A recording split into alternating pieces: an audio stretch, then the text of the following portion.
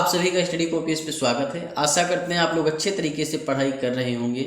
ये आपका selection series का 10 नंबर का लेक्चर है। इससे पहले ऑलरेडी 9 लेक्चर आ चुके हैं।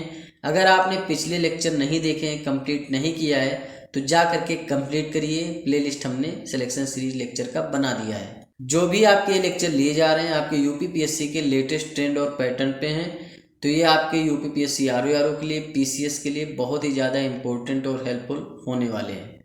तो चैनल को सब्सक्राइब कर लीजिए, वीडियो को लाइक करिए और शेयर करिए। इस लेक्चर का पीडीएफ हम आपको टेलीग्राम चैनल पे प्रोवाइड करवा देंगे। टेलीग्राम चैनल का लिंक डिस्क्रिप्शन में, तो उसे जरूर ज्वाइन कर लीजिए। तो चलिए शुरू करते हैं। फिलहाल बिना आपका टाइम वेस्ट किए, बिना किसी देरी के, देखिए कबीर दास की अगर हम बात करें तो कबीर दास का जन्म होता है 1440 में। इनकी मृत्यु होती है 1510 में। इनका जो जन्म होता है वाराणसी के पास एक जगह है लहर तारा, तो वहीं पर इनका जन्म होता है। इनके माता पिता के बारे में कोई भी साक्ष्य फिलहाल तो उपलब्ध नहीं है, लेकिन माना जाता है कि नीरू और नीमा नाम के दो जुलाहे होते हैं। नीरू यानी जो इनकी माता होती, नीमा जो इनके पिता होते। देखिए ये चीज़ें कन्फर्म नहीं कि इनके माता पिता का नाम यही था। तो आपको ये ध्यान रखना है कि इनका जन्म जो होता है लहर तारा वाराणसी के पास में होता है, उत्तर प्रदेश में। इनके गुरु जो होते हैं वो रामानंद होते हैं, जो कि एक वैष्णव संत होते हैं। देखिए कबीर दास जो थे निर्गुण भक्ति धारा से संबंधित थे। दो आपकी धाराएं होती हैं, एक सगुण भक्ति धारा, एक निर्गुण भक्ति धारा। सगुण भक्ति धारा में किसी न किसी चीज को आधार मान करके मूर्ति पूजा वगैरह होती है सगुण भक्ति धारा में। वहीं निर्गुण भक्ति धारा में ईश्वर को परब्रह्म माना जाता है, उनका कोई आकार नहीं है, वो निराकार हैं, ये चीज़ें मानी जाती हैं। कबीरदास जी के दोहे जो हैं वो सामाजिक सुधार पे आधारित हैं। समाज में जो भी आपकी बुराइयां हुई हैं उन पर आधारित हैं। अंधविश्वास जो आपके समाज में है उस पर आधारित है। ऐसा नहीं कि सिर्फ एक धर्म के ऊपर बोलते थे, जिस धर्म में इन्हें बुराई दिखती थी उसके ऊपर बोलते थे। तो ये कर्मकांड विरोधी थे, इतना आपको ध्यान रखना है। वहीं दिखावे से दूर रहते थे, आंतरिक अध्यात्म की ये बात करते थे, क्योंकि जो भी निर्गुण भक्ति धारा होती है वो आंतरिक अध्यात्म की ही बात करती है। जो कबीरदास जी की रचनाएं हैं वो बीजक है, तो बीजक में इनकी रचनाएं संकलित हैं। वहीं रमैनी है, सबद है, साखी है। तो सारी चीज़ें आप समझ गए होंगे। तो क्वेश्चन क्या है कि कबीर के संदर्भ में निम्नलिखित कथनों पर विचार कीजिए। इनका जन्म महाराष्ट्र में हुआ, गलत हो जाएगा, क्योंकि इनका जन्म कहाँ होता है, वाराणसी में होता है। वाराणसी में कहाँ पे, लहर तारा एक जगह है, वहाँ पे। इनके जो माता पिता माने जाते हैं कि नीरू और नीमा नाम के दो जुलाहे थे, वो इन्हें छोड़कर चले गए थे। इन्होंने मूर्ति पूजा कर्म कांडों का विरोध किया था, एकदम सही बात है। बहुत सारे इनके दोहे आपको देखने को मिल जाएंगे जो मूर्ति पूजा कर्म कांड के विरोध में हैं, जैसे कि पत्थर पूंजे हर मिले तो मैं पूंजू पहाड़, ताते तो चक्की भली पीस खाए संसार। और ये एकेश्वरवादी थे, ये आपका कथन एकदम इनका सत्य है। एकेश्वरवादी का मतलब होता है कि एक ही ईश्वर है, और निर्गुण भक्ति धारा में यही माना जाता है कि एक ही परब्रह्म है, एक ही ईश्वर है। तो दूसरा कथन और तीसरा कथन आपका एकदम सही है, पहला कथन गलत हो जाएगा। तो बी आपका राइट आंसर हो जाएगा, केवल 2 और 3। देखिए संतों के ऊपर क्वेश्चन आपको जरूर करने, और वो मैं सारे करवा दूंगा, क्योंकि तुलसीदास के ऊपर क्वेश्चन आया था, आपने देखा था। तो सारा सिलेबस इसमें जो है मर्ज किया जा रहा है कि भाई कुछ भी छोड़ा नहीं जाएगा, समझिए बात को। देखिए रामानंद जो थे, इनका जन्म होता है प्रयाग में, 1296 में इनका जन्म होता है, 1411 में इनकी मृत्यु होती है। इन्होंने कई सारे संप्रदाय चलाए थे, जैसे श्री संप्रदाय, वैरागी संप्रदाय, रामावत संप्रदाय। ये सारे संप्रदाय इनके द्वारा चलाए गए थे और इससे ये संबंधित हैं। देखिए रामानंद जी जो थे वो हिंदी भाषा को माध्यम बना करके उपदेश देने वाले पहले संत थे। मतलब ऐसे पहले संत थे जो हिंदी भाषा को माध्यम बना करके लोगों को शिक्षित करते थे। अभी क्वेश्चन आ जाए कि भाई कबीरदास जी के गुरु कौन है, तो रामानंद है, ठीक है। लेकिन रामानंद जी के भी गुरु थे, तो रामानंद जी के गुरु का नाम था राघवानंद। राघवानंद के ये शिष्य थे। रामानंद जी जो होते हैं राम सीता की भक्ति को ज्यादातर बढ़ावा देते हैं। रामानंद जी के जो बहुत ही प्रचलित शिष्य हुए हैं वो कबीर हुए हैं, और भी बहुत सारे शिष्य हुए हैं, जैसे आपके पीपा थे, नाभा थे, अनंता थे। लेकिन कबीर जो थे इनके मुख्य शिष्यों में गिने जाते हैं। तो कबीर दास के गुरु का नाम कभी पूछ ले तो रामानंद है, इतना ध्यान रखना। इनके आश्रम में जो महिलाएं थी वो भी इनकी शिष्या थी, जैसे पद्मावती, सुरसुरी। तो ये जो महिलाएं थी इनकी शिष्या थी। तो सेकंड नंबर क्वेश्चन अब आप देखेंगे कि रामानंद के संदर्भ में निम्नलिखित कथनों पर विचार कीजिए। पहला कथन क्या है, कि इनके शिष्यों में महिलाएं भी थी। एकदम सही बात है। अभी मैंने बताया पद्मावती, सुश्री और बहुत सारी जो हैं शिष्यां थी इनकी। तो पहला कथन पूरी तरीके से सत्य है। वहीं ये हिंदी भाषा को माध्यम बनाकर उपदेश देने वाले दूसरे संत थे, ये गलत हो जाएगा। क्यों? क्योंकि ये पहले संत थे जो हिंदी भाषा को माध्यम बनाकर लोगों को शिक्षित करते थे, लोगों को उपदेश देते थे। तो दूसरा कथन आपका पूरी तरीके से असत्य है, सिर्फ और सिर्फ पहला सत्य है। तो कौन सा सही है? केवल एक सही है, तो ए राइट आंसर हो जाएगा। तीसरा क्वेश्चन आप देखेंगे कि सिख धर्म के प्रवर्तक गुरु नानक किस शासक के समकालीन थे। समकालीन का मतलब होता है कि जिस काल में वो जी रहे हैं उस काल में कौन सा शासक शासन कर रहा था। कहने का मतलब ये है, जैसे मोदी जी हैं और मोदी जी के टाइम पीरियड में आपके बागेश्वर धाम बाबा जो चल रहे हैं या प्रेमानंद जी महाराज चल रहे हैं, तो ये क्या है? समकालीन है। कल को क्वेश्चन बन जाए कि प्रेमानंद जी महाराज जो थे उनके समकालीन कौन से शासक थे, तो आप बता देंगे मोदी जी थे। उसी तरीके से पूछा गया कि भाई गुरु नानक का जो टाइम पीरियड था उस समय किसका शासन चल रहा था। तो गुरु नानक जी का जो टाइम पीरियड है उसकी बात कर लेते हैं। देखिए, गुरु नानक जी का जो जन्म होता है वो आपका कार्तिक पूर्णिमा के दिन 1469 में होता है और इनकी जो मृत्यु होती है 22 दिसंबर 1539 को होती है। जो भी आपके महत्वपूर्ण संत हैं उनकी डेट ऑफ बर्थ आपको जहन में जरूर उतार के रखनी होगी, क्योंकि क्वेश्चन ऐसे बनेंगे। तो 1469 में इनका जन्म होता है, 1539 में इनकी मृत्यु होती है। तो आप अच्छे से अंदाजा लगा सकते हैं कि इस टाइम पीरियड में कौन सा शासक था। भाई 1451 में लोधी वंश स्टार्ट होता है, बहलोल लोधी गद्दी पर बैठते हैं और 1526 तक आपका लोधी वंश चलता है और 1451 से 1489 ईस्वी तक बहलोल लोधी ही गद्दी पर रहते हैं। गुरु नानक जी का जन्म हुआ है 1469 में, तो आप समझ सकते हैं कि बहलोल लोधी भी इनके समकालीन है। वहीं सिकंदर लोधी 1489 में गद्दी पे बैठते हैं और 1517 ईस्वी तक रहते हैं।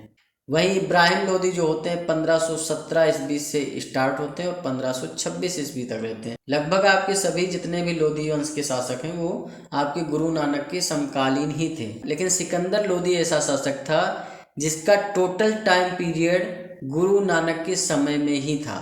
तो इसलिए आपका राइट आंसर सिकंदर लोधी यानी बी हो जाएगा। गुरु नानक सिखों के प्रथम आदि गुरु थे, ये चीज़ भी आप ध्यान रखना।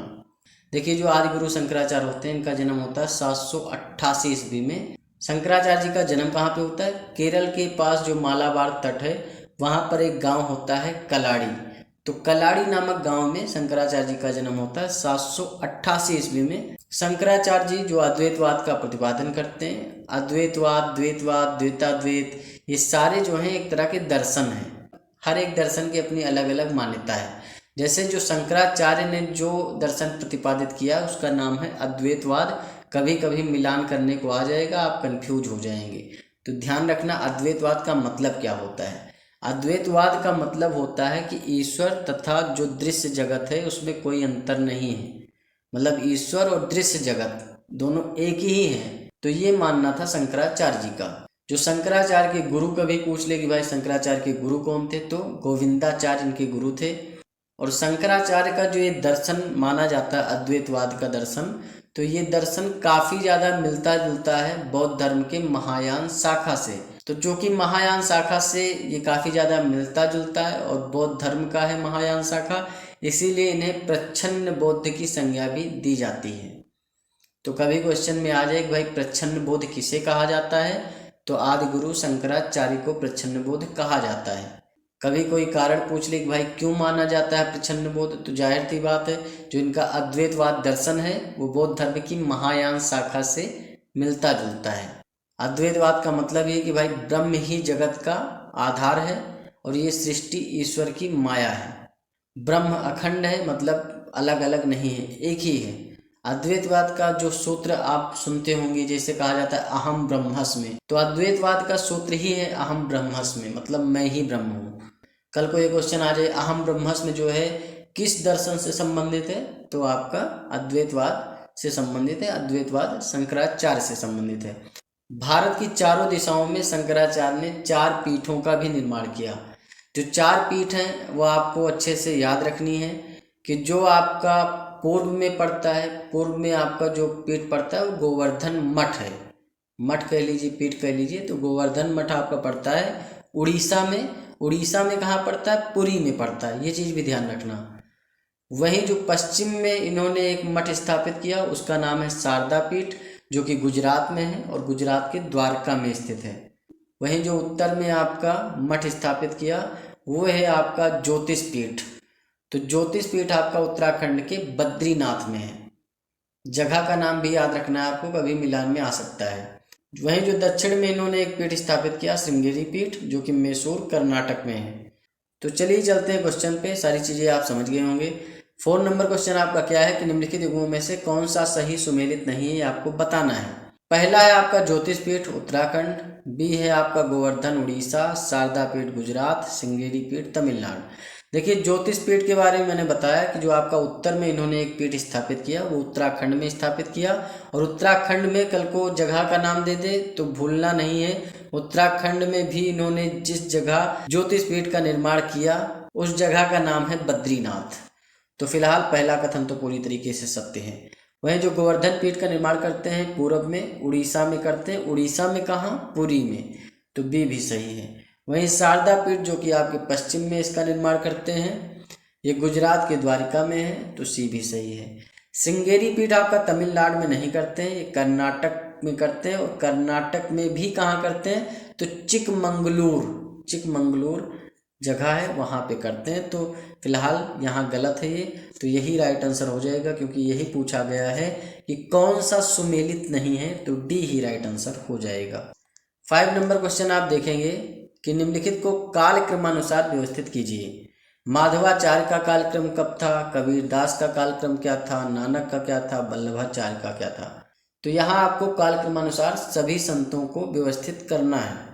तो इसीलिए मैंने कहा कि जो महान संत हैं उनकी डेट ऑफ बर्थ जरूर याद रखिए, क्योंकि इस तरह के क्वेश्चन बन सकते हैं और बने हुए हैं। जाहिर सी बात है, जब यूपीपीएससी RARO ये पूछ सकता है कि भाई कौन पहले मरा कौन बाद में मरा, इस क्रोनोलॉजी को सेट करो, तो जाहिर सी बात है ऐसे क्वेश्चन भी बन जाएंगे।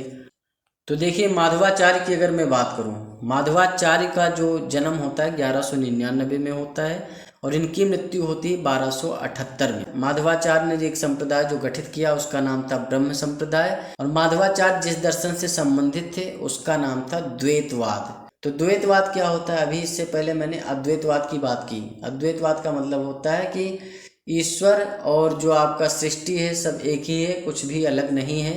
अहम ब्रह्मास्मि, ये आपके शंकराचार्य जी ने दिया है, अद्वैतवाद दर्शन का प्रतिपादन किया है। वहीं जो माधवाचार्य हैं इन्होंने द्वैतवाद दर्शन का प्रतिपादन किया है, और द्वैतवाद का अर्थ होता है कि जो मन है, जो चेतना है और जो शरीर है वो दोनों अलग चीज़ें हैं। मतलब मन अलग है और शरीर अलग है। और दूसरी तरीके से ये चीज़ भी आपके द्वैतवाद में बताई गई कि जीव आत्मा जो होती है वो अलग है, परमात्मा अलग है। तो ये आप समझ सकते हैं जो द्वैतवाद है वो दो अलग अलग चीज़ों की बात करता है कि भाई दो चीज़ें अलग हैं, आत्मा अलग है परमात्मा अलग है। वहीं जो अद्वैतवाद है वो कहता है नहीं, दोनों एक ही चीज़ें। तो अच्छे से अब आप समझ गए होंगे जो माधवाचार्य का टाइम पीरियड है, इनका टाइम पीरियड 1199 से स्टार्ट होता है, मतलब 1199 में इनका जन्म होता है। वहीं कबीरदास जी 1440 में इनका जन्म होता है। वहीं जो आपके वल्लभाचार्य हैं इनका जन्म होता है 1479 में। वहीं जो आपके गुरु नानक हैं इनका जन्म होता है 1469 में। तो अब आप देख सकते हैं कि किनका जन्म पहले हुआ, माधवाचार्य का, उसके बाद में आपके कबीरदास जी, उसके बाद में गुरु नानक, फिर वल्लभाचार्य। 1 2 3 4 आपका राइट आंसर हो जाएगा, ए ही सही है। 6 नंबर क्वेश्चन आप देखेंगे कि माधवाचार्य के संदर्भ में निम्नलिखित कथनों पर विचार कीजिए। पहला कथन क्या है कि इन्होंने द्वैतवाद का प्रतिपादन किया। दूसरा कथन है कि इन्होंने तेलुगु भाषा में उपदेश दिए। उपयुक्त कथनों में से कौन सा सही है ये आपको बताना है। माधवाचार्य की अभी मैंने बात की थी कि इनका जन्म 1199 में होता है, इनकी मृत्यु 1278 में होती है। कल को क्वेश्चन आ जाए कि माधवाचार्य किसके समकालीन थे, तो कंफ्यूज नहीं होना है। आपको पता है कि 1199 में इनका जन्म होता है, 1278 में इनकी मृत्यु होती है। तो भाई कुतुबुद्दीन ऐबक के समकालीन थे, मतलब गुलाम वंश के जितने शासक हुए सबके समकालीन थे, क्योंकि 1206 से लेकर के 1290 तक आपका गुलाम वंश चलता है। माधवाचार्य जी जो होते हैं ब्रह्म संप्रदाय से संबंधित होते हैं, द्वैतवाद का प्रतिपादन करते हैं। तो पहला कथन तो पूरी तरीके से सत्य है। द्वैतवाद का मतलब क्या होता है? द्वैतवाद का मतलब होता है कि दो चीजें अलग अलग हैं और जीवात्मा अलग है। चेतना यानी मन अलग है और शरीर अलग है। द्वैतवाद दर्शन दो अलग अलग चीज़ों की बात करता है। वहीं दूसरा कथन है कि इन्होंने तेलुगु भाषा में उपदेश दिए, तो तेलुगु भाषा में उपदेश नहीं दिए, इन्होंने कन्नड़ भाषा में उपदेश दिए थे। दूसरा कथन गलत हो जाएगा, केवल एक सही है, यही राइट आंसर हो जाएगा। 7 नंबर क्वेश्चन आपका क्या है कि निम्नलिखित में से किसे प्रच्छन्न बोध कहा जाता है। तो अभी मैंने बताया कि प्रच्छन्न बोध किसे कहा जाता है, शंकराचार्य जी को कहा जाता है। क्यों कहा जाता है? क्योंकि जो इनका मत है, जो इनका दर्शन है, जिसे आप अद्वैतवाद कहते हैं, मतलब जीव और ब्रह्म एक ही है, अहम ब्रह्मास्मि की संकल्पना जहाँ से पैदा होती है, तो ये काफ़ी ज़्यादा मिलती जुलती है बौद्ध धर्म के महायान शाखा से, तो इसलिए इन्हें कहा जाता है प्रच्छन्न बोध। तो ए ही आपका राइट आंसर हो जाएगा, इसमें ज़्यादा सोचना नहीं आपको। शंकराचार्य जी के जो गुरु थे उनका नाम था गोविंदाचार्य। माधवाचार्य के बारे में मैंने आपको बता ही दिया है। देखिए सिलसिला क्या होता है, चीज़ आप समझ लीजिए। सिलसिला का मतलब होता है गुरु शिष्य की जो परंपरा चलती रहती है उसे सिलसिला कहा गया। मतलब किसी ने कुछ बनाया और उसके बाद उसके शिष्यों ने उसका अनुपालन किया और चीज़ें लगातार चल रही हैं, तो वो हो गया सिलसिला। जो ये आपका फिरदौसी सिलसिला था, तो इसके संस्थापक जो थे वो थे सैफुद्दीन बखरजी। फिरदौसी जो सिलसिला है ये सुहारवादी सिलसिले का ही एक रूप है। देखिए सुहारवर्दी जो सिलसिला है वो शहाबुद्दीन सुहारवर्दी के द्वारा इसका निजात किया जाता है, मतलब इसकी खोज की जाती है। और सुहारवर्दी सिलसिला एक हिसाब से सुन्नी मुसलमानों को ये बताता है कि देखो जो शरिया है उसी के पालन पे जोर दो। तो ये था सुहारवर्दी सिलसिला, उसी की जो नकल करता है कि साहब उसके पीछे चलता है, तो वो आपका फिरदौसी सिलसिला होता है। तो एक हिसाब से उसकी शाखा आप मान सकते हैं। मुख्य जो आपके फिरदौसी सिलसिला में दो लोग हुए हैं, बदरुद्दीन समरगंजी और अहमद यहिया मनेरी, ये दो लोग हुए हैं। तो इनका नाम आप याद रखना कि बदरुद्दीन समरगंजी और अहमद यहिया मनेरी। जो फिरदौसी सिलसिला होता है उसका कार्यक्षेत्र कश्मीर नहीं होता है, ये ज़्यादातर आपका जो बिहार का एरिया है वहाँ पर फैलता है, बिहार में ज़्यादातर फैलता है। तो पहला कथन गलत हो जाएगा। वहीं सूफी सिद्धांतों एवं पद्धतियों में हिंदू दर्शन और भक्ति के विभिन्न तत्वों को आत्मसात किया गया है। तो ये आपका एकदम सही है। जो भी आपके सूफी सिद्धांत हुए हैं उसमें हिंदू दर्शन और भक्ति के विभिन्न तत्वों को मतलब आत्मसात किया गया है, जोड़ा गया है या अपनाया गया है, ये आप कह सकते हैं। तो यहाँ पर कौन सा कथन सही है, तो केवल 2 ही सही है, बी राइट आंसर हो जाएगा। 9 नंबर क्वेश्चन आप देखेंगे कि निम्नलिखित युग्मों में से कौन सा सही सुमेलित नहीं है, ये आपको बताना है। देखिए देवगिरी जो थी, रामचंद्र जो थे आपके, ये देवगिरी के ही शासक थे, आपको पता है। अलाउद्दीन खिलजी जो होते हैं मलिक काफूर को भेजते हैं, तो ये पहले तो लड़ाई झगड़ा करते हैं, बाद में सुलह कर लेते हैं। तो ये यादव वंश के थे, एकदम सही बात है। देवगिरी जो थी उस पर यादवों का शासन था। वारंगल जो आपका होता है वहाँ पर चेर वंश का शासन नहीं होता है, वारंगल पे काकती वंश का शासन होता है। तो दूसरा कथन गलत है। वहीं द्वार समुद्रम होयसलों की राजधानी होती, एकदम सही बात है। और माबर या मुद्रा पांड्यों की राजधानी थी, एकदम सही बात है। मतलब यादवों की राजधानी देवगिरी थी, होयसलों की द्वार समुद्रम, पांड्य वंश की माबर या मुद्रा, वारंगल चेर आपका गलत हो जाएगा। जो वारंगल राजधानी थी वो काकती वंश की राजधानी थी। तो ये चीज़ आप समझिए। यहाँ पर पूछा गया कौन सा सुमेलित नहीं है, तो बी राइट आंसर आपका हो जाएगा। 10 नंबर क्वेश्चन आप देखेंगे कि यह युद्ध राणा सांगा व इब्राहिम लोदी के बीच युद्ध हुआ जिसमें राणा सांगा की विजय हुई। उपयुक्त वर्णन है, मतलब ऐसा कौन सा युद्ध हुआ जिसमें राणा सांगा की विजय होती है और इब्राहिम लोदी हार जाते हैं। इब्राहिम लोदी के बारे में आपको अच्छे से पता है कि बाबर के साथ पानीपत का जो पहला युद्ध होता है 1526 में, 21 अप्रैल 1526 को, उसमें इब्राहिम लोदी की हार होती है। लेकिन एक युद्ध इससे पहले लड़ा जा चुका है इब्राहिम लोदी के द्वारा जिसमें इब्राहिम लोदी की हार हुई थी, वो था आपका खतौली का युद्ध, जो कि 1517 में लड़ते हैं इब्राहिम लोदी राणा सांगा के साथ में, लेकिन राणा सांगा इब्राहिम लोदी को पराजित कर देते हैं। तो अच्छे से ध्यान रखना कि खतौली का युद्ध जो होता है 1517 में होता है।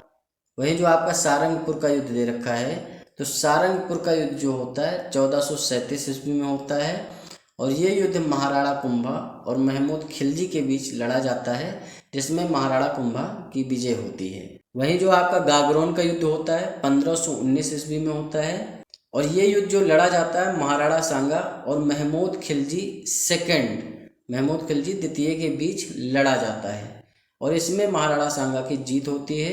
महमूद खिलजी जो आपका सेकंड होता है उसे बंदी बना लेते हैं और जो भी इनके इम्पोर्टेंट क्षेत्र होते हैं उस पर कब्जा कर लेते हैं।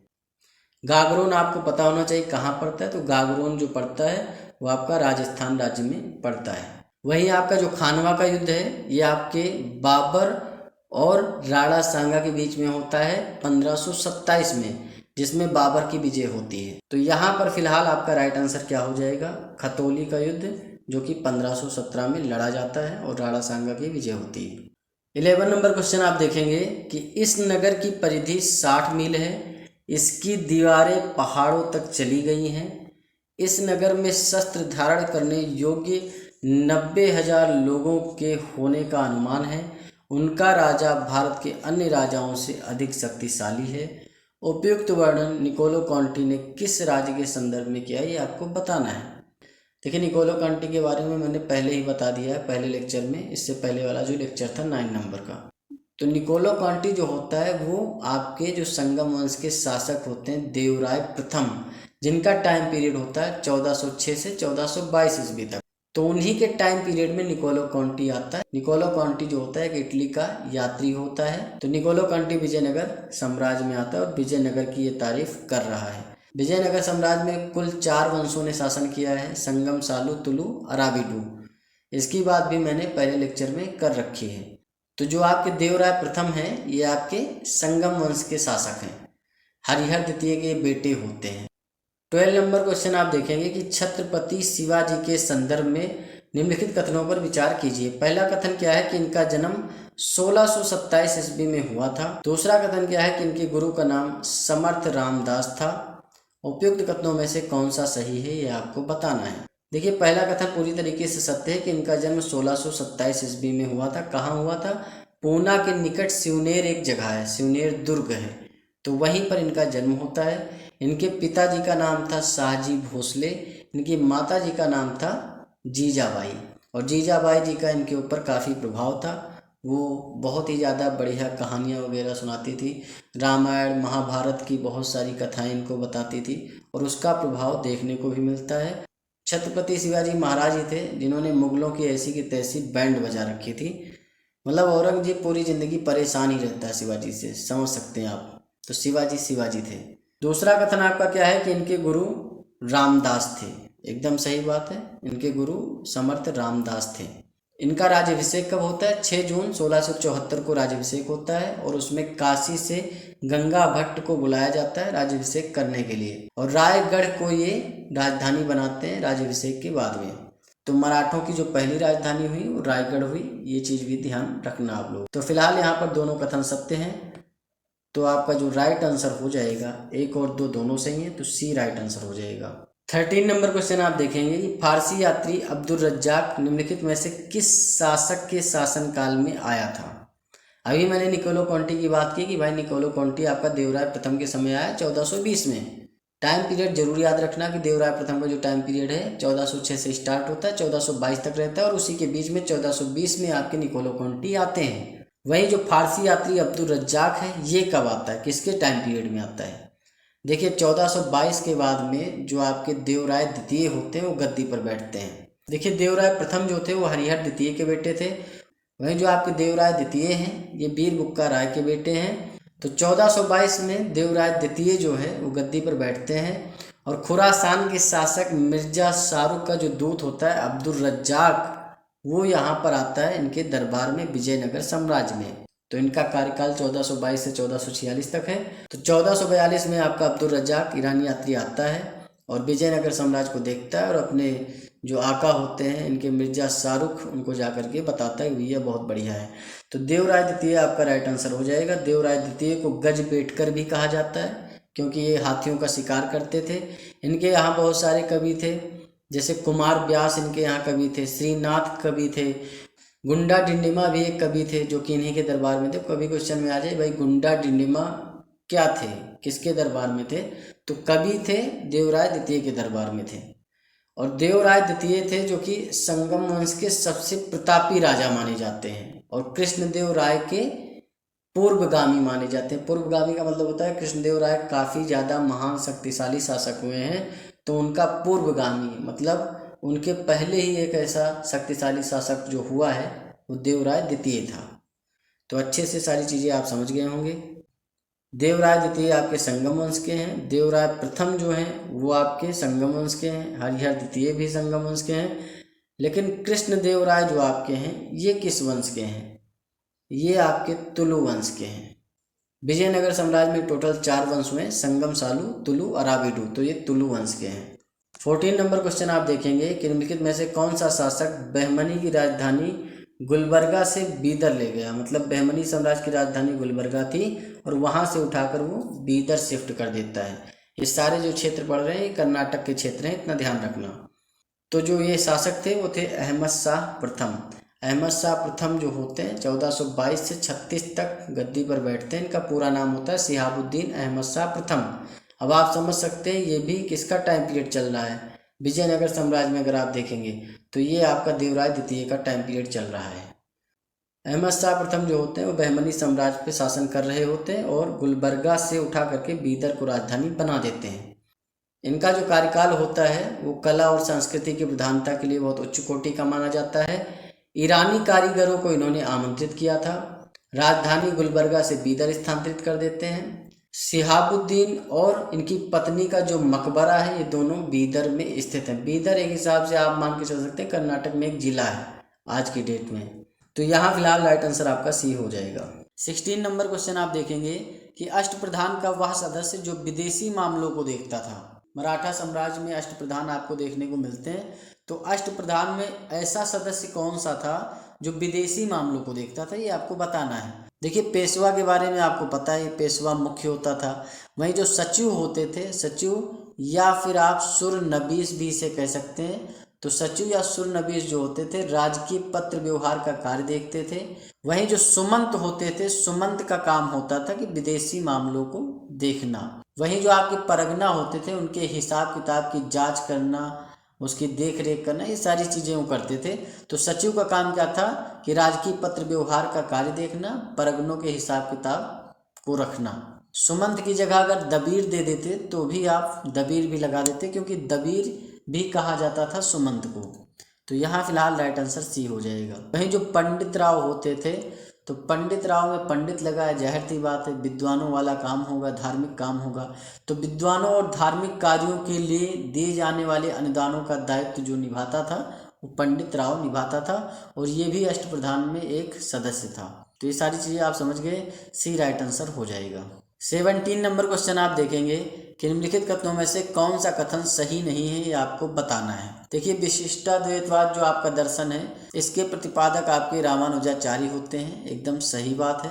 वहीं जो आपका द्वैतवाद है इसके बारे में मैंने ऑलरेडी बताया कि भाई माधवाचार्य इसके संस्थापक होते हैं। 1199 में इनका जन्म होता है और 1278 ईस्वी में इनकी मृत्यु होती है। द्वैतवाद के बारे में भी बताया कि भाई जो आत्मा है और जो परमात्मा है दो अलग अलग चीज़ें हैं, इन्होंने ये सारी चीज़ें बताई। तो विशिष्टाद्वैतवाद रामानुजाचार्य, द्वैतवाद माधवाचार्य। वहीं द्वैताद्वैतवाद आपका निम्बार्काचार्य, ये भी सही है। लेकिन शुद्धाद्वैतवाद जो है ये वल्लभाचार्य आपका सही नहीं होगा।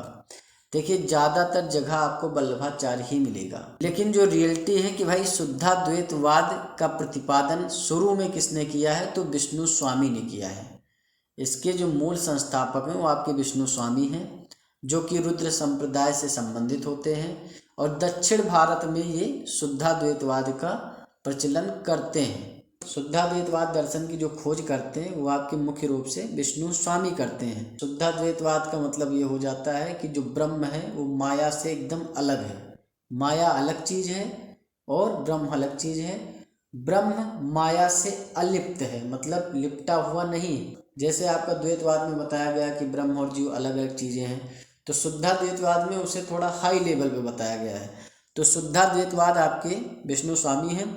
शुद्धाद्वैतवाद में पुष्टि मार्ग की स्थापना कौन करते हैं, तो वल्लभाचार्य करते हैं। अगर ऐसा क्वेश्चन आ जाए कि भाई जो शुद्धाद्वैतवाद होता है उसमें पुष्टि मार्ग यानी भगवान कृष्ण की जो भक्ति धारा है उसको समाहित कर देते हैं, तो कौन करते हैं, वल्लभाचार्य करते हैं। या फिर ऑप्शन में कुछ दे ही ना, वल्लभाचार्य ही दे, तो वल्लभाचार्य टिक कर देना है। लेकिन मूल रूप से विष्णु स्वामी ने इसकी स्थापना की थी।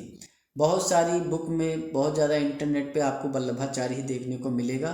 तो यहाँ फिलहाल आपका राइट आंसर सी हो जाएगा, क्योंकि सी ही सुमेलित नहीं है। 18 नंबर क्वेश्चन आप देखेंगे कि निम्नलिखित में से किसने गोसाई संघ की स्थापना की और साथ ही संकीर्तन प्रथा को जन्म दिया? मीराबाई, चैतन्य महाप्रभु, रामानंद, माधवाचार्य। देखिए जहाँ संकीर्तन आ गया यानी कीर्तन आ गया, वहाँ समझ जाओ भाई चैतन्य महाप्रभु ने ही कीर्तन को जन्म दिया था, क्योंकि कीर्तन के जो जन्मदाता हैं वो चैतन्य महाप्रभु ही हैं। तो फिलहाल यहाँ राइट आंसर बी हो जाएगा। चैतन्य महाप्रभु का जो जन्म होता है 1486 में होता है, इनकी मृत्यु जो होती है 1533 में होती है। और बंगाल में भक्ति आंदोलन के जो प्रवर्तक होते हैं वो चैतन्य महाप्रभु ही होते हैं। और ये जो है सगुण भक्ति धारा का अनुसरण करते हैं और कृष्ण भक्ति पर जोर देते हैं। अन्य संत जितने भी हुए उन्होंने भी जात पात, अनावश्यक धार्मिक कुरीतियों का विरोध किया है। तो इन्होंने भी जो है जात पात और अनावश्यक धार्मिक कुरीतियों का विरोध किया। मूर्ति पूजा, अवतारवाद, कीर्तन, उपासना को इन्होंने महत्व दिया है। चैतन्य महाप्रभु का जो दार्शनिक सिद्धांत है वो है अचिंत भेदाभेदवाद। तो ये भी ध्यान रखना कि इनका जो दार्शनिक सिद्धांत है वो क्या है? अचिंत भेदाभेदवाद। माधवाचार्य के बारे में पता ही आपको, द्वैतवाद से संबंधित हैं। रामानंद वैष्णव संत कबीर के गुरु थे। देखिए दादू दयाल की अगर बात करें तो दादू दयाल का जन्म जो होता है 1544 में अहमदाबाद गुजरात में होता है। और ये जो है ज्ञानाश्रयी शाखा के संत होते हैं। ज्ञानाश्रयी का मतलब होता है जो ज्ञान से रिलेटेड चीज़ों को फैलाता है कि भाई ज्ञान से ही सब कुछ होगा। तो ये आप समझ सकते हैं कि दादू दयाल ज्ञानाश्रयी शाखा से संबंधित है। और इन्होंने अंधविश्वास, मूर्ति पूजा, जात पात, तीर्थ यात्रा का जो कर लिया जाता था उसका विरोध किया था। आचरण एवं चरित्र की शुद्धता पर ये बल देते हैं। जो इनके द्वारा एक संप्रदाय चलाया जाता है उसे कहते हैं दादू पंथी। जैसे कबीर का कबीर पंथी चल गया तो दादू पंथी नाम का एक जो है ये संप्रदाय चलाते हैं। और इसका मुख्य उद्देश्य होता है भेदभाव से मुक्ति करना, सबको भेदभाव नहीं रखना है किसी के बीच में। निपक्ष नामक आंदोलन की शुरुआत भी इनके समय में होती है। दादू दयाल जो होते हैं सांभर नामक जगह पे परब्रह्म संप्रदाय की स्थापना भी करते हैं। तो 19 नंबर क्वेश्चन आप देखेंगे, उन्होंने परब्रह्म संप्रदाय की स्थापना की, एकदम सही बात है। उन्होंने आचरण एवं चरित्र की शुद्धता पर बल दिया, ये भी सही है। उपयुक्त में से कौन सा सही है? दोनों सही है, सी राइट आंसर हो जाएगा। देखिए मीराबाई का जो जन्म होता है 1498 में होता है। मेडा जिले के कुड़की नामक गाँव में होता है। ये सिसोदिया वंश की राजकुमारी होती हैं। इनका जो विवाह होता है मेवाड़ के सिसोदिया राज परिवार में होता है। जो इनके पति का नाम होता है भोजराज होता है। भोजराज जो होते हैं उनकी मृत्यु हो जाती है 1521 में, क्योंकि मेवाड़ में जो युद्ध चल रहा होता है उसमें वो घायल हो जाते हैं। वहीं जो खानवा का युद्ध होता है, खानवा के युद्ध में बाबर जो होता है वो जीत जाता है। और उसके बाद में जो राणा सांगा की मृत्यु हो ही जाती है। राणा सांगा इनके ससुर होते हैं और इनके पिता को भी मार दिया जाता है। आपके लिए जो जरूरी है कि मीराबाई किस शाखा से संबंधित थे, तो कृष्ण शाखा से संबंधित थे। ये मीराबाई की कौन कौन सी रचनाएं ये आपके लिए इम्पोर्टेंट हैं। जैसे राग गोविंद इन्होंने लिखा है, गीत गोविंद पे टीका इन्होंने लिखा है, मीरा की मल्हार जो है लिखा है, नरसी जी का मायरा भी लिखा है। तो ये सारी इनकी रचनाएं हैं। तो 20 नंबर क्वेश्चन आप देखेंगे, मीराबाई के संदर्भ में निम्नलिखित कथनों पर विचार कीजिए। पहला कथन है कि उन्होंने राम भक्ति के स्फुट पदों की रचना की। पूरी तरीके से असत्य है, क्योंकि ये कृष्ण भक्ति से जुड़ी हुई थी। बसंत साखी, रक्त आदि इनकी रचनाएं, ये भी गलत हो जाएगा कि बसंत साखी, बीजक, रमैनी, रक्त ये सब आपकी किसकी रचनाएं हैं? कबीर दास की रचनाएं हैं। तो पहला भी गलत है, दूसरा भी गलत है, डी राइट आंसर हो जाएगा। इनकी जो रचनाएं हैं नरसिंह जी का मायरा, राग गोविंद है, गीत गोविंद पे टीका लिखी, ये सारी चीज़ें हैं। देखिए 21 नंबर क्वेश्चन करें। इसके पहले थोड़ी सी बात हम मराठा साम्राज्य के शासकों के बारे में कर लेते हैं। माधवराव नारायण जो कि 1774 से 1796 ईस्वी तक गद्दी पर बैठते हैं। माधवराव नारायण को बैठाया कैसे जाता है कि जो नाना फडणवीस होते हैं वो जो पेशवा होते हैं नारायण राव, तो उनकी हत्या करवा देते हैं। और हत्या करवाने के बाद में नारायण राव के ही बेटे माधवराव नारायण को गद्दी पर बैठा दिया जाता है। बैठाया क्या जाता है? कठपुतली पेशवा बना दिया जाता है। नाना फडणवीस के अंतर्गत एक काउंसिल ऑफ रिजेंसी का गठन होता है जो कि वास्तविक प्रशासन देखती है। मतलब माधवराव नारायण सिर्फ और सिर्फ कठपुतली पेशवा होते हैं। वास्तविक प्रशासन जो होता है नाना फडणवीस के अंतर्गत जो ये काउंसिल ऑफ एजेंसी होती है यही काम करती है। माधवराव नारायण का जो टाइम पीरियड है 1774 से 96 है। तो कभी क्वेश्चन आ जाए कि प्रथम आंग्ल मराठा किसके कार्यकाल में हुआ था, तो ये ध्यान रखना है कि प्रथम आंग्ल मराठा जो होता है वो आपके माधवराव नारायण के समय होता है, क्योंकि प्रथम आंग्ल मराठा का जो टाइम पीरियड है 1775 से 82 है। साल बाई की जो संधि होती है 1782 में होती है। प्रथम आंग्ल मराठा में मराठों की जीत हुई थी, ये चीज़ भी ध्यान रखना। 1796 में होता क्या है कि जो राघोबा के पुत्र होते हैं बाजीराव द्वितीय, इनको गद्दी पर बैठा दिया जाता है। और बाजीराव द्वितीय जो होते हैं इनका कार्यकाल होता है 1796 से 1818 ईस्वी तक। कभी इनके पिता का नाम पूछ ले तो राघोबा के पुत्र थे। ये एक अकुशल शासक थे, मतलब इनके अंदर कोई कुशलता नहीं थी। ये सिर्फ अपनी गद्दी को बचाए रखने के लिए क्या करते थे कि एक अधिकारी का दूसरे से मतभेद कराया करते थे और अपनी गद्दी पे विराजमान थे। इन्हीं के टाइम पीरियड में, क्योंकि टाइम पीरियड इनका होता है 1796 से 1818, तो इन्हीं के टाइम पीरियड पे दूसरा आंग्ल मराठा युद्ध और तीसरा आंग्ल मराठा युद्ध होता है। तो ये चीज़ आपके लिए इम्पोर्टेंट है कि भाई जो दूसरा आंग्ल मराठा युद्ध किसके समय हुआ, बाजीराव सेकंड के समय हुआ। तीसरा किसके समय हुआ, वो भी बाजीराव सेकंड के समय हुआ। क्योंकि जो आपका द्वितीय आंग्ल मराठा युद्ध होता है वो 1803 से 1805 ईस्वी में होता है। इसमें मराठों की हार होती है। वहीं जो आपका तीसरा आंग्ल मराठा युद्ध होता है वो आपका 1817 से 1819 के बीच होता है। तो ये चीज़ ध्यान रखना, प्रथम आंग्ल मराठा युद्ध माधवराव नारायण के समय हुआ और दूसरा और तीसरा वाला बाजीराव सेकंड के समय हुआ। तो 21 नंबर क्वेश्चन आप देखेंगे कि बाजीराव द्वितीय के संदर्भ में निम्नलिखित कथनों पर विचार कीजिए। पहला कथन है कि इसने अपनी स्थिति बचाए रखने के लिए एक अधिकारी का दूसरे अधिकारी से मतभेद प्रारंभ कराया। एकदम सही बात है। इसके शासनकाल में प्रथम आंग्ल मराठा युद्ध हुआ था, ये गलत हो जाएगा, क्योंकि जो प्रथम आंग्ल मराठा युद्ध होता है वो माधवराव नारायण के समय होता है। टाइम पीरियड होता है माधवराव नारायण का 1774 से 1796। वहीं जो प्रथम आंग्ल मराठा युद्ध होता है 1775 से 82 में होता है, जो कि साल बाई की संधि से शांत होता है। तो यहाँ पर एक सही है। तो कौन सा कथन सही है, केवल एक सही है, तो ए राइट आंसर हो जाएगा। 22 नंबर क्वेश्चन करें उससे पहले बाबर के बारे में थोड़ी सी बात कर लेते हैं। देखिए बाबर के बारे में आपको पता है कि 21 अप्रैल 1526 को पानीपत का पहला युद्ध होता है, जिसमें लोदी वंश के जो आखिरी शासक होते हैं इब्राहिम लोदी, उनको मार करके गद्दी पर कौन बैठता है, मुगल शासक बाबर बैठता है। मतलब मुगल वंश की स्थापना बाबर के द्वारा की जाती है। देखिए पानीपत का युद्ध जैसे ही बाबर जीत जाता है, इसका पूरा अधिकार दिल्ली और आगरा पे हो जाता है, क्योंकि राणा सांगा ने इसे निमंत्रण दिया था कि आओ भाई पानीपत का युद्ध करो और जो है जीतो और हमें राजपाट देकर चले जाओ और हम तुम्हारी सहायता करेंगे। लेकिन पानीपत के युद्ध में राणा सांगा इसकी सहायता करते नहीं है। तो 17 मार्च 1527 को राणा सांगा के साथ युद्ध होता है खानवा का। राणा सांगा और बाबर के बीच युद्ध लड़ा जाता है। राणा सांगा इसमें हार जाते हैं। खानवा के युद्ध में राणा सांगा का जो साथ दिया था मेदिनी राय ने दिया था। तो मेदिनी राय से बदला लेने के लिए 29 जनवरी 1528 को चंदेरी का युद्ध करता है, जिसमें मेदिनी राय कई लोगों की सेनाओं के साथ संयुक्त सेना के साथ लड़ते हैं, लेकिन बाबर की इसमें विजय होती है। उसके बाद में 6 मई 1529 को घाघरा का युद्ध होता है। घाघरा का युद्ध जो होता है अफगान और बाबर के बीच में होता है। इसमें अफगानों की हार होती है और बाबर विजयी हो जाता है।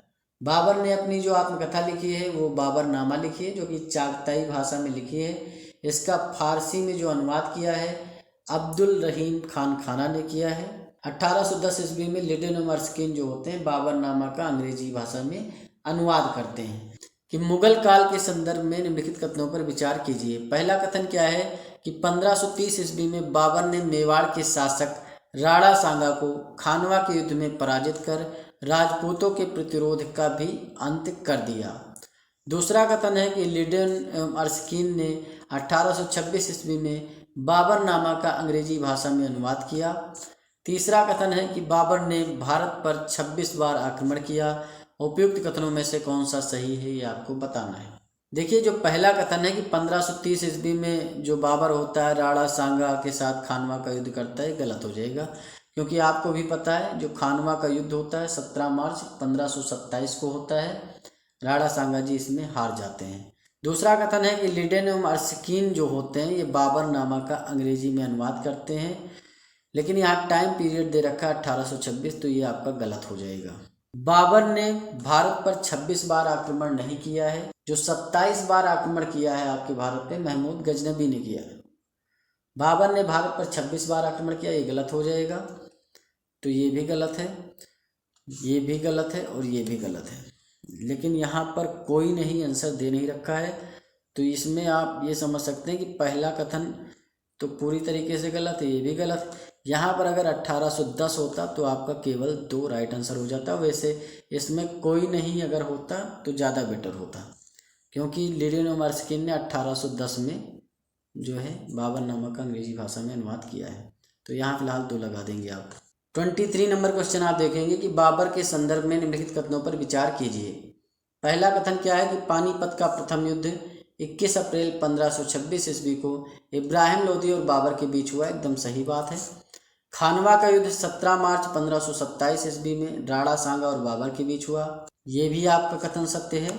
वहीं चंदेरी का युद्ध 29 मार्च 1530 ईस्वी में मेदिनी राय और बाबर के बीच हुआ, ये आपका गलत हो जाएगा, क्योंकि चंदेरी का युद्ध जो होता है खानवा के तुरंत बाद होता है। 29 जनवरी 1528 को राजा मेदिनी राय उनकी जो संयुक्त सेना होती है और बाबर के मध्य युद्ध होता है, जिसमें राजा मेदिनी राय और उनकी संयुक्त सेना हार जाती है और चंदेरी का युद्ध भी जो है बाबर जीत जाता है। उसके अगले साल 1529 में घाघरा का युद्ध होता है। तो यहाँ पर केवल 1 और 2 सही है, सी राइट आंसर हो जाएगा। देखिए थोड़ी चीज़ें आप और जानेंगे बाबर के बारे में, नोट कर लेंगे कि बाबर जो है वो मुबैयान पद्य शैली का जो है निर्माण करता है, मतलब उसका आविष्कारक होता है। खते बाबरी नाम की लिपि का आविष्कार भी कौन करता है? बाबर करता है। देखिए जो इसने बाबरनामा लिखी है चगताई भाषा में लिखी है, तो इसमें ये 5 मुस्लिम शासकों का जिक्र करता है, जिसमें जो है आपके बंगाल के शासक होते हैं, दिल्ली के शासक होते हैं, मालवा के, गुजरात के, बहमनी साम्राज्य के। तो इन 5 शासकों का जिक्र करता है, 5 मुस्लिम शासकों का, और 2 हिंदू शासकों का भी जिक्र करता है। एक होते हैं विजयनगर साम्राज्य के कृष्णदेव राय और दूसरे होते हैं मेवाड़ के राणा सांगा। तो इन 2 लोगों का जिक्र जो है वो अपने बाबरनामा में करता है। बाबर ने जो है सड़कों को नापने के लिए गजे बाबरी का प्रयोग किया था, जो कि जहांगीर के टाइम पीरियड तक वो चलता रहा। मतलब जहांगीर के टाइम पीरियड तक गजे बाबरी का प्रयोग करते रहे, उसके बाद उसका प्रयोग बंद हो जाता है।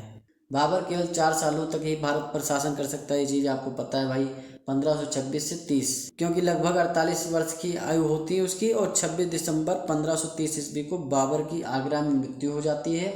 जब मृत्यु हो जाती है तो उसे कुछ समय के लिए आगरा के आराम बाग में दफनाया जाता है, लेकिन जैसे कि उसकी इच्छा थी कि उसे जो है काबुल में दफनाया जाए, तो बाद में उसे काबुल में दफना दिया जाता है। और बाबर की मृत्यु के बाद उसका जो बेटा होता है, जो ज्येष्ठ बेटा होता है, बड़ा वाला बेटा हुमायूं, गद्दी पर बैठता है। तो 24 नंबर क्वेश्चन आप देखेंगे कि निम्नलिखित कथनों पर विचार कीजिए। पहला कथन है कि बाबर ने सड़कों को नापने के लिए गजे बाबरी का प्रयोग किया, जो ब्रिटिश काल तक चलता रहा। अभी मैंने बताया कि गजे बाबरी का प्रयोग जो है सिर्फ और सिर्फ जहांगीर के टाइम पीरियड तक था, उसके बाद वो बंद हो जाता है। हाँ, गजे बाबरी बाबर चलाता है और सड़कों को नापने के लिए ही चलाता है, लेकिन सिर्फ और सिर्फ जहांगीर के टाइम पीरियड तक ये चलता है, ब्रिटिश काल तक नहीं चलता है। तो पहला कथन आपका गलत हो जाएगा। दूसरा कथन क्या है कि बाबर ने मुबैयान नामक पद्य शैली विकसित की थी, एकदम सही कथन है। मुबैयान एक तरह से मुस्लिम कानून की पुस्तक है और इसकी शैली जो विकसित की है वो आपके बाबर ने विकसित की है। खते बाबरी नाम की एक लिपि भी जो है बाबर ने चलाई थी।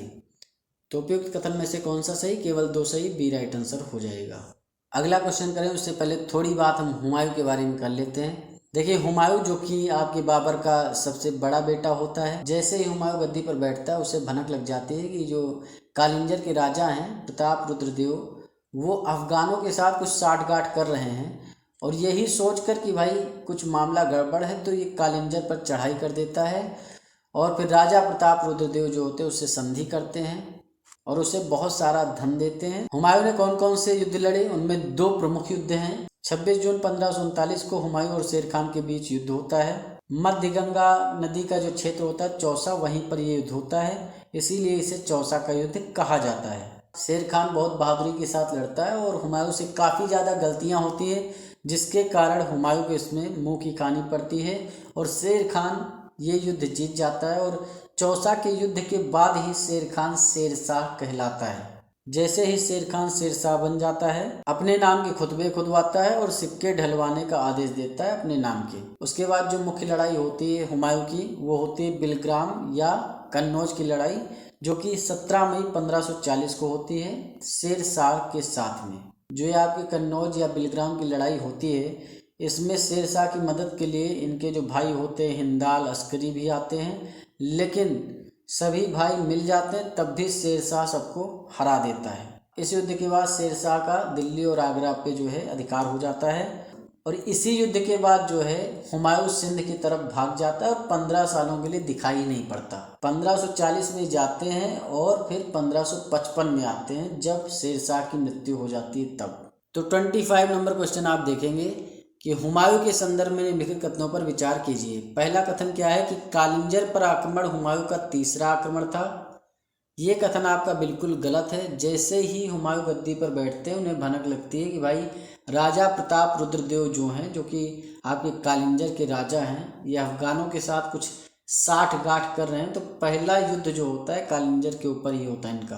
वहीं दूसरा कथन है कि 26 जून 1546 को हुमायूं एवं शेर खान की सेनाओं के मध्य गंगा नदी के उत्तरी तट पर स्थित चौसा नामक स्थान पर संघर्ष हुआ। तो ये कथन भी आपका गलत हो जाएगा, क्योंकि 26 जून 1539 को हुआ है, ना कि 1546 को हुआ है। तो उपयुक्त कथन में से कौन सा सही है? तो ना तो एक सही है ना दो सही है, तो डी राइट आंसर हो जाएगा। 26 नंबर क्वेश्चन करें उससे पहले आप ये जान लें कि किसका कार्यकाल कहाँ तक रहा है, क्योंकि अब धीरे धीरे आप मॉडर्न हिस्ट्री की तरफ बढ़ रहे हैं और ये सारी चीज़ें आपके लिए इम्पोर्टेंट हैं। देखिए, मुगल वंश में जो आपके बाबर होते हैं वो मुगल वंश की स्थापना करते हैं। इनका टाइम पीरियड होता है 1526 से 1530 ईस्वी तक।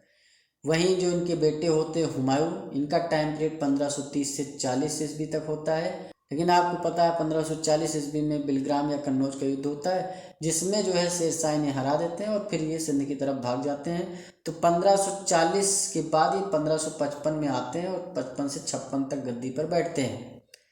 उसके बाद में अकबर का जो टाइम पीरियड होता है, हुमायूं के बेटे होते हैं अकबर, ये 1556 में गद्दी पर बैठते हैं और 1605 ईस्वी तक शासन करते हैं। अकबर के बाद में जहांगीर, इनके बेटे गद्दी पर बैठते हैं। जहांगीर का जो टाइम पीरियड होता है 1605 ईस्वी से 1627 ईस्वी तक होता है। वहीं 1627 ईस्वी से 1658 ईस्वी तक शाहजहां का टाइम पीरियड होता है। 1658 में शाहजहां को मार दिया जाता है। औरंगजेब का टाइम पीरियड आता है 1658 से 1707 ईस्वी तक औरंगजेब गद्दी पर बैठता है। उसके बाद में बहादुर शाह प्रथम गद्दी पर बैठता है, जो कि 1707 से 1712 ईस्वी तक बैठता है। उसके बाद में जहादर शाह, जिसे लंपट मूर्ख भी कहा जाता है, 1712 में गद्दी पर बैठता है और 1713 ईस्वी तक यानी 1 साल के लिए बैठता है। उसके बाद में फर्रुखसियार आता है, जिसे घृणित कायर भी कहा जाता है। तो ये 1713 में गद्दी पर बैठता है और 1719 ईस्वी तक शासन करता है। वहीं फिर आता है मोहम्मद शाह रंगीला, जो 1719 ईस्वी में गद्दी पर बैठता है और 1748 ईस्वी तक शासन करता है। वहीं फिर आलमगीर द्वितीय गद्दी पर बैठता है, जो कि 1754 से 1759 तक इनका टाइम पीरियड होता है। देखिए, आलमगीर औरंगजेब को भी कहा जाता था। आलमगीर सेकंड जो है 1754 में गद्दी पर बैठते हैं और 1759 यानी 5 साल तक शासन करते हैं। वहीं फिर शाह आलम द्वितीय जो होते हैं 1759 से 1806 ईस्वी तक शासन करते हैं। शाह आलम के समय ही बक्सर का युद्ध होता है, इलाहाबाद की संधि होती है, सारी चीज़ें आपको पता हैं। वहीं फिर अकबर सेकंड जो हैं 1806 से 1837 ईस्वी तक शासन करते हैं। फिर आते हैं बहादुर शाह जफर द्वितीय और ये 1837 से 1858 ईस्वी तक शासन करते हैं और फिर इन्हें रंगून भेज दिया जाता है जेल। वहीं पर उनकी मृत्यु हो जाती है और मुगल शासन 1858 में ख़त्म हो जाता है। देखिए, 26 नंबर क्वेश्चन क्या है कि सुमेलित नहीं है, ये आपको बताना है। अकबर का टाइम पीरियड 1536 से 1605 दे रखा है, ये गलत हो जाएगा, क्योंकि आपको पता है जो अकबर का टाइम पीरियड है वो 1556 से स्टार्ट होता है। विक्रमादित्य हेमू की हत्या करने के बाद पानीपत का जो सेकेंड युद्ध होता है 1556 में, उसमें अकबर जीत जाते हैं, यानी जो इनके सेनापति होते बैरम का विक्रमादित्य हेमू को मार देते हैं और गद्दी पर अकबर को बैठा देते हैं। तो 1556 से 1605 होता तो सही होता। जहांगीर 1605 से 1627 ये सही हो जाएगा। शाहजहां जो है वो 1637 से 1658 नहीं, 1627 से 1658 तक बैठते हैं, तो ये भी गलत है। देखिए 27 नंबर हम क्वेश्चन करें उससे पहले हम अकबर के नवरत्नों के बारे में जान लेते हैं। देखिए जो अकबर का दरबार था वहाँ पर नवरत्न थे, मतलब कोई जो है साहित्य लिख रहा है, कोई कवि है, कोई जो है विदूषक है, तो नवरत्न थे। उसमें जो आपके सबसे पहले थे राजा बीरबल थे। राजा बीरबल जो थे वो दरबार के प्रमुख विदूषक थे, मतलब हंसी ठिठोली वगैरह करते रहते थे, ह्यूमर वगैरह छोड़ते रहते थे, तो अकबर भी अपना खुश रहते थे। वैसे भी आपने अकबर और बीरबल की कहानियाँ सुनी है, किताबों में पढ़ी होंगी बचपन में। राजा बीरबल जो थे उनका जो असली नाम था वो था महेश दास। बाद में इनका नाम बीरबल कर देते हैं और इनके आगे राजा लगा दिया जाता है अकबर के द्वारा। बीरबल नाम अकबर ही देते हैं। बीर मतलब होता है बुद्धि और बल मतलब जिसकी बुद्धि में बल है वही है बीरबल। तो राजा बीरबल इनको नाम देते हैं और ये जो है एक प्रमुख नवरत्न होते हैं अकबर के दरबार में। वहीं जो दूसरे नवरत्न होते हैं मियाँ तानसेन होते हैं। मियाँ तानसेन का जो असली नाम होता है उनका नाम होता है रामतनु पांडे। शुरुआत में इनके जो गुरु होते हैं स्वामी हरिदास होते हैं, मतलब जिनसे शिक्षा वगैरह लेते हैं, जिनसे गायकी वगैरह सीखते हैं ये। बाद में हजरत मोहम्मद गौस को भी ये संगीत का गुरु बनाते हैं। जो तानसेन थे वो अकबर के दरबार में एक संगीतकार थे, मतलब जब अकबर का मन होता था तो कहते थे भाई कुछ गाओ, मियाँ तानसेन कुछ गाओ। अबुल फजल जो थे ये तीसरे आपके नवरत्न थे और इन्होंने अकबर नामा लिखा है, आईने अकबरी लिखा है। वही जो अकबर के दरबार में चौथे नवरत्न थे वो फैजी थे। फैजी जो थे वो एक प्रसिद्ध कवि थे और ये अबुल फजल के भाई थे। अबुल फजल भी नवरत्न में है और फैजी भी हैं, ये दोनों आपस में भाई हैं। वहीं जो पांचवें नवरत्न थे वो राजा मानसिंह थे। राजा मानसिंह जो कि अकबर की सेना में सेनापति थे और जो राजा मानसिंह होते हैं ये भारमल के पौत्र होते हैं। भारमल जो कि अकबर के ससुर थे।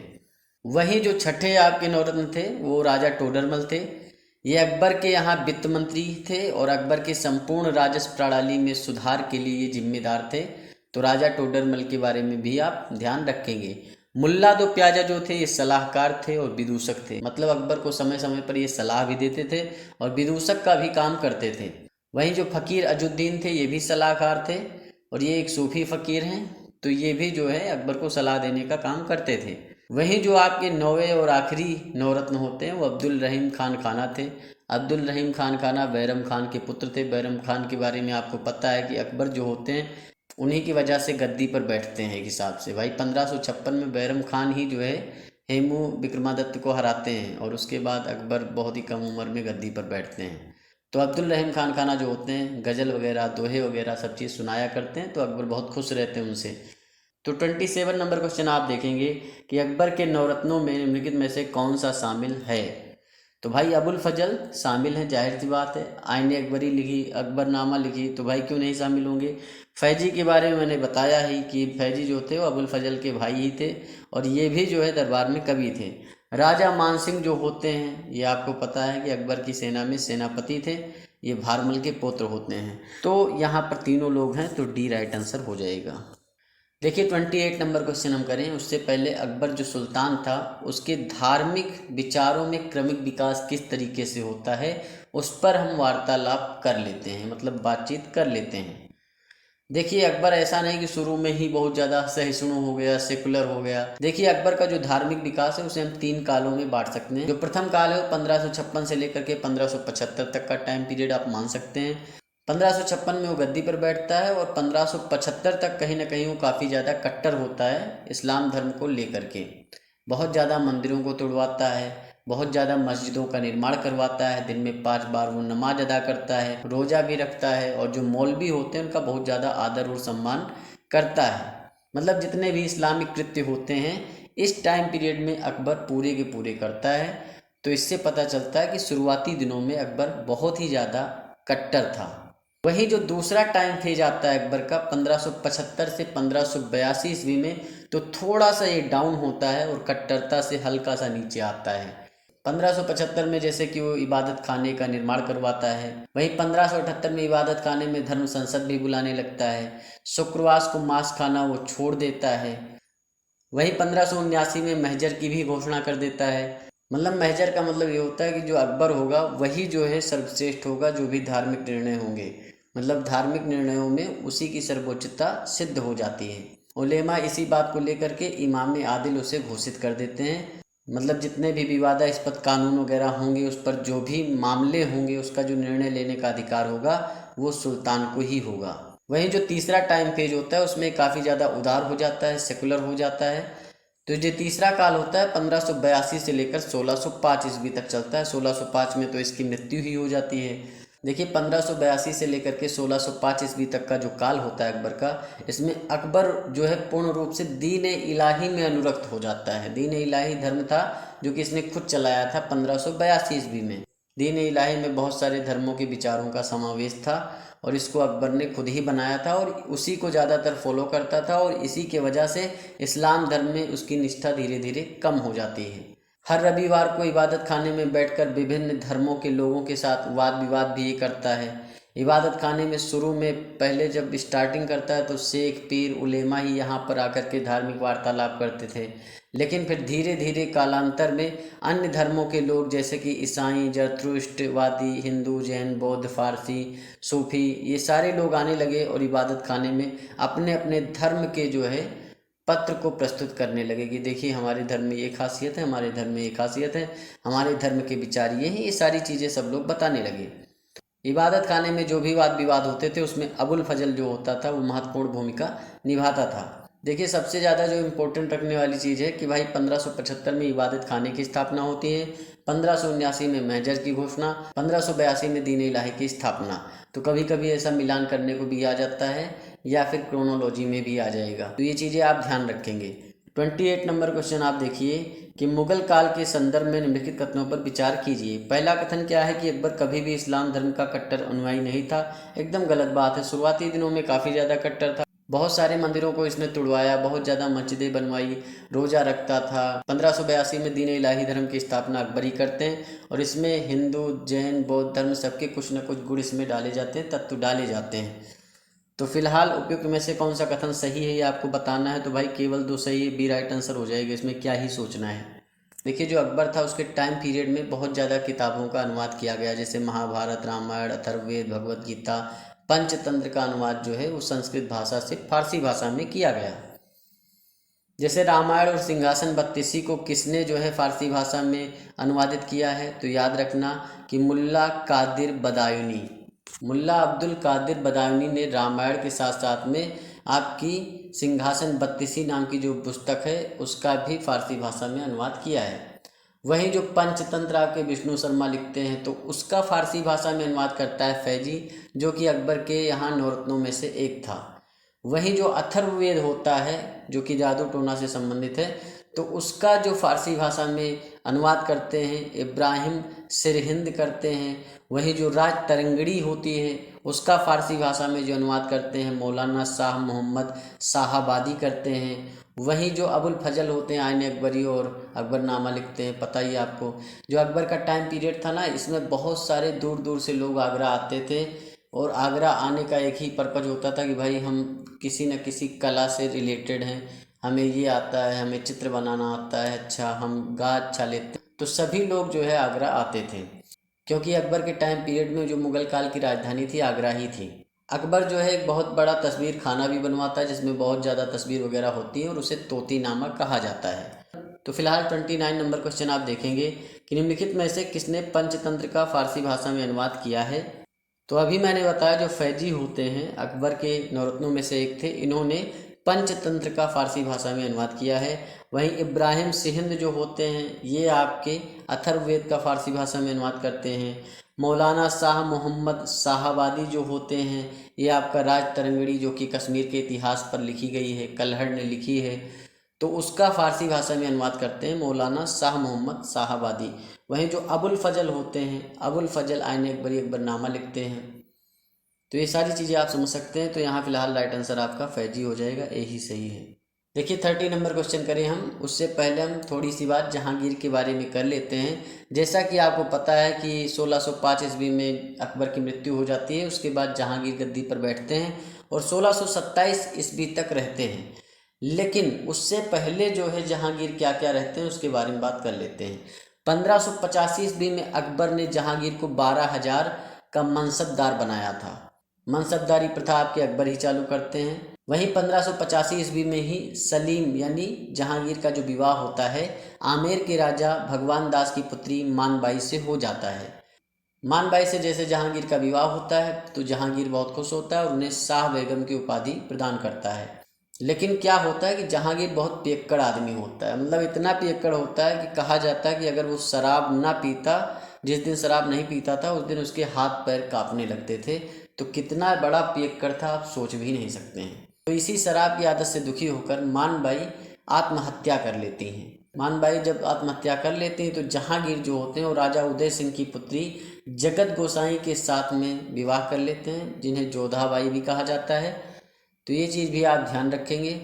और जहांगीर के बारे में थोड़ी चीज़ें और भी ध्यान रखना है आपको कि जहांगीर जो था उसके चरित्र में ऐसा नहीं कि सब जो है पियक्कड़ ही था, और भी बहुत सारी अच्छाइयाँ भी थी। जहांगीर के अंदर एक अच्छा लक्षण ये था कि वो प्रकृति से बहुत ही प्रेम करता था, मतलब फूलों को सूंघना, ताज़ी हवाओं का मज़ा लेना, उत्तम सौंदर्य का मज़ा लेना। जाहिर सी बात इतने सारे विवाह वो करता ही था।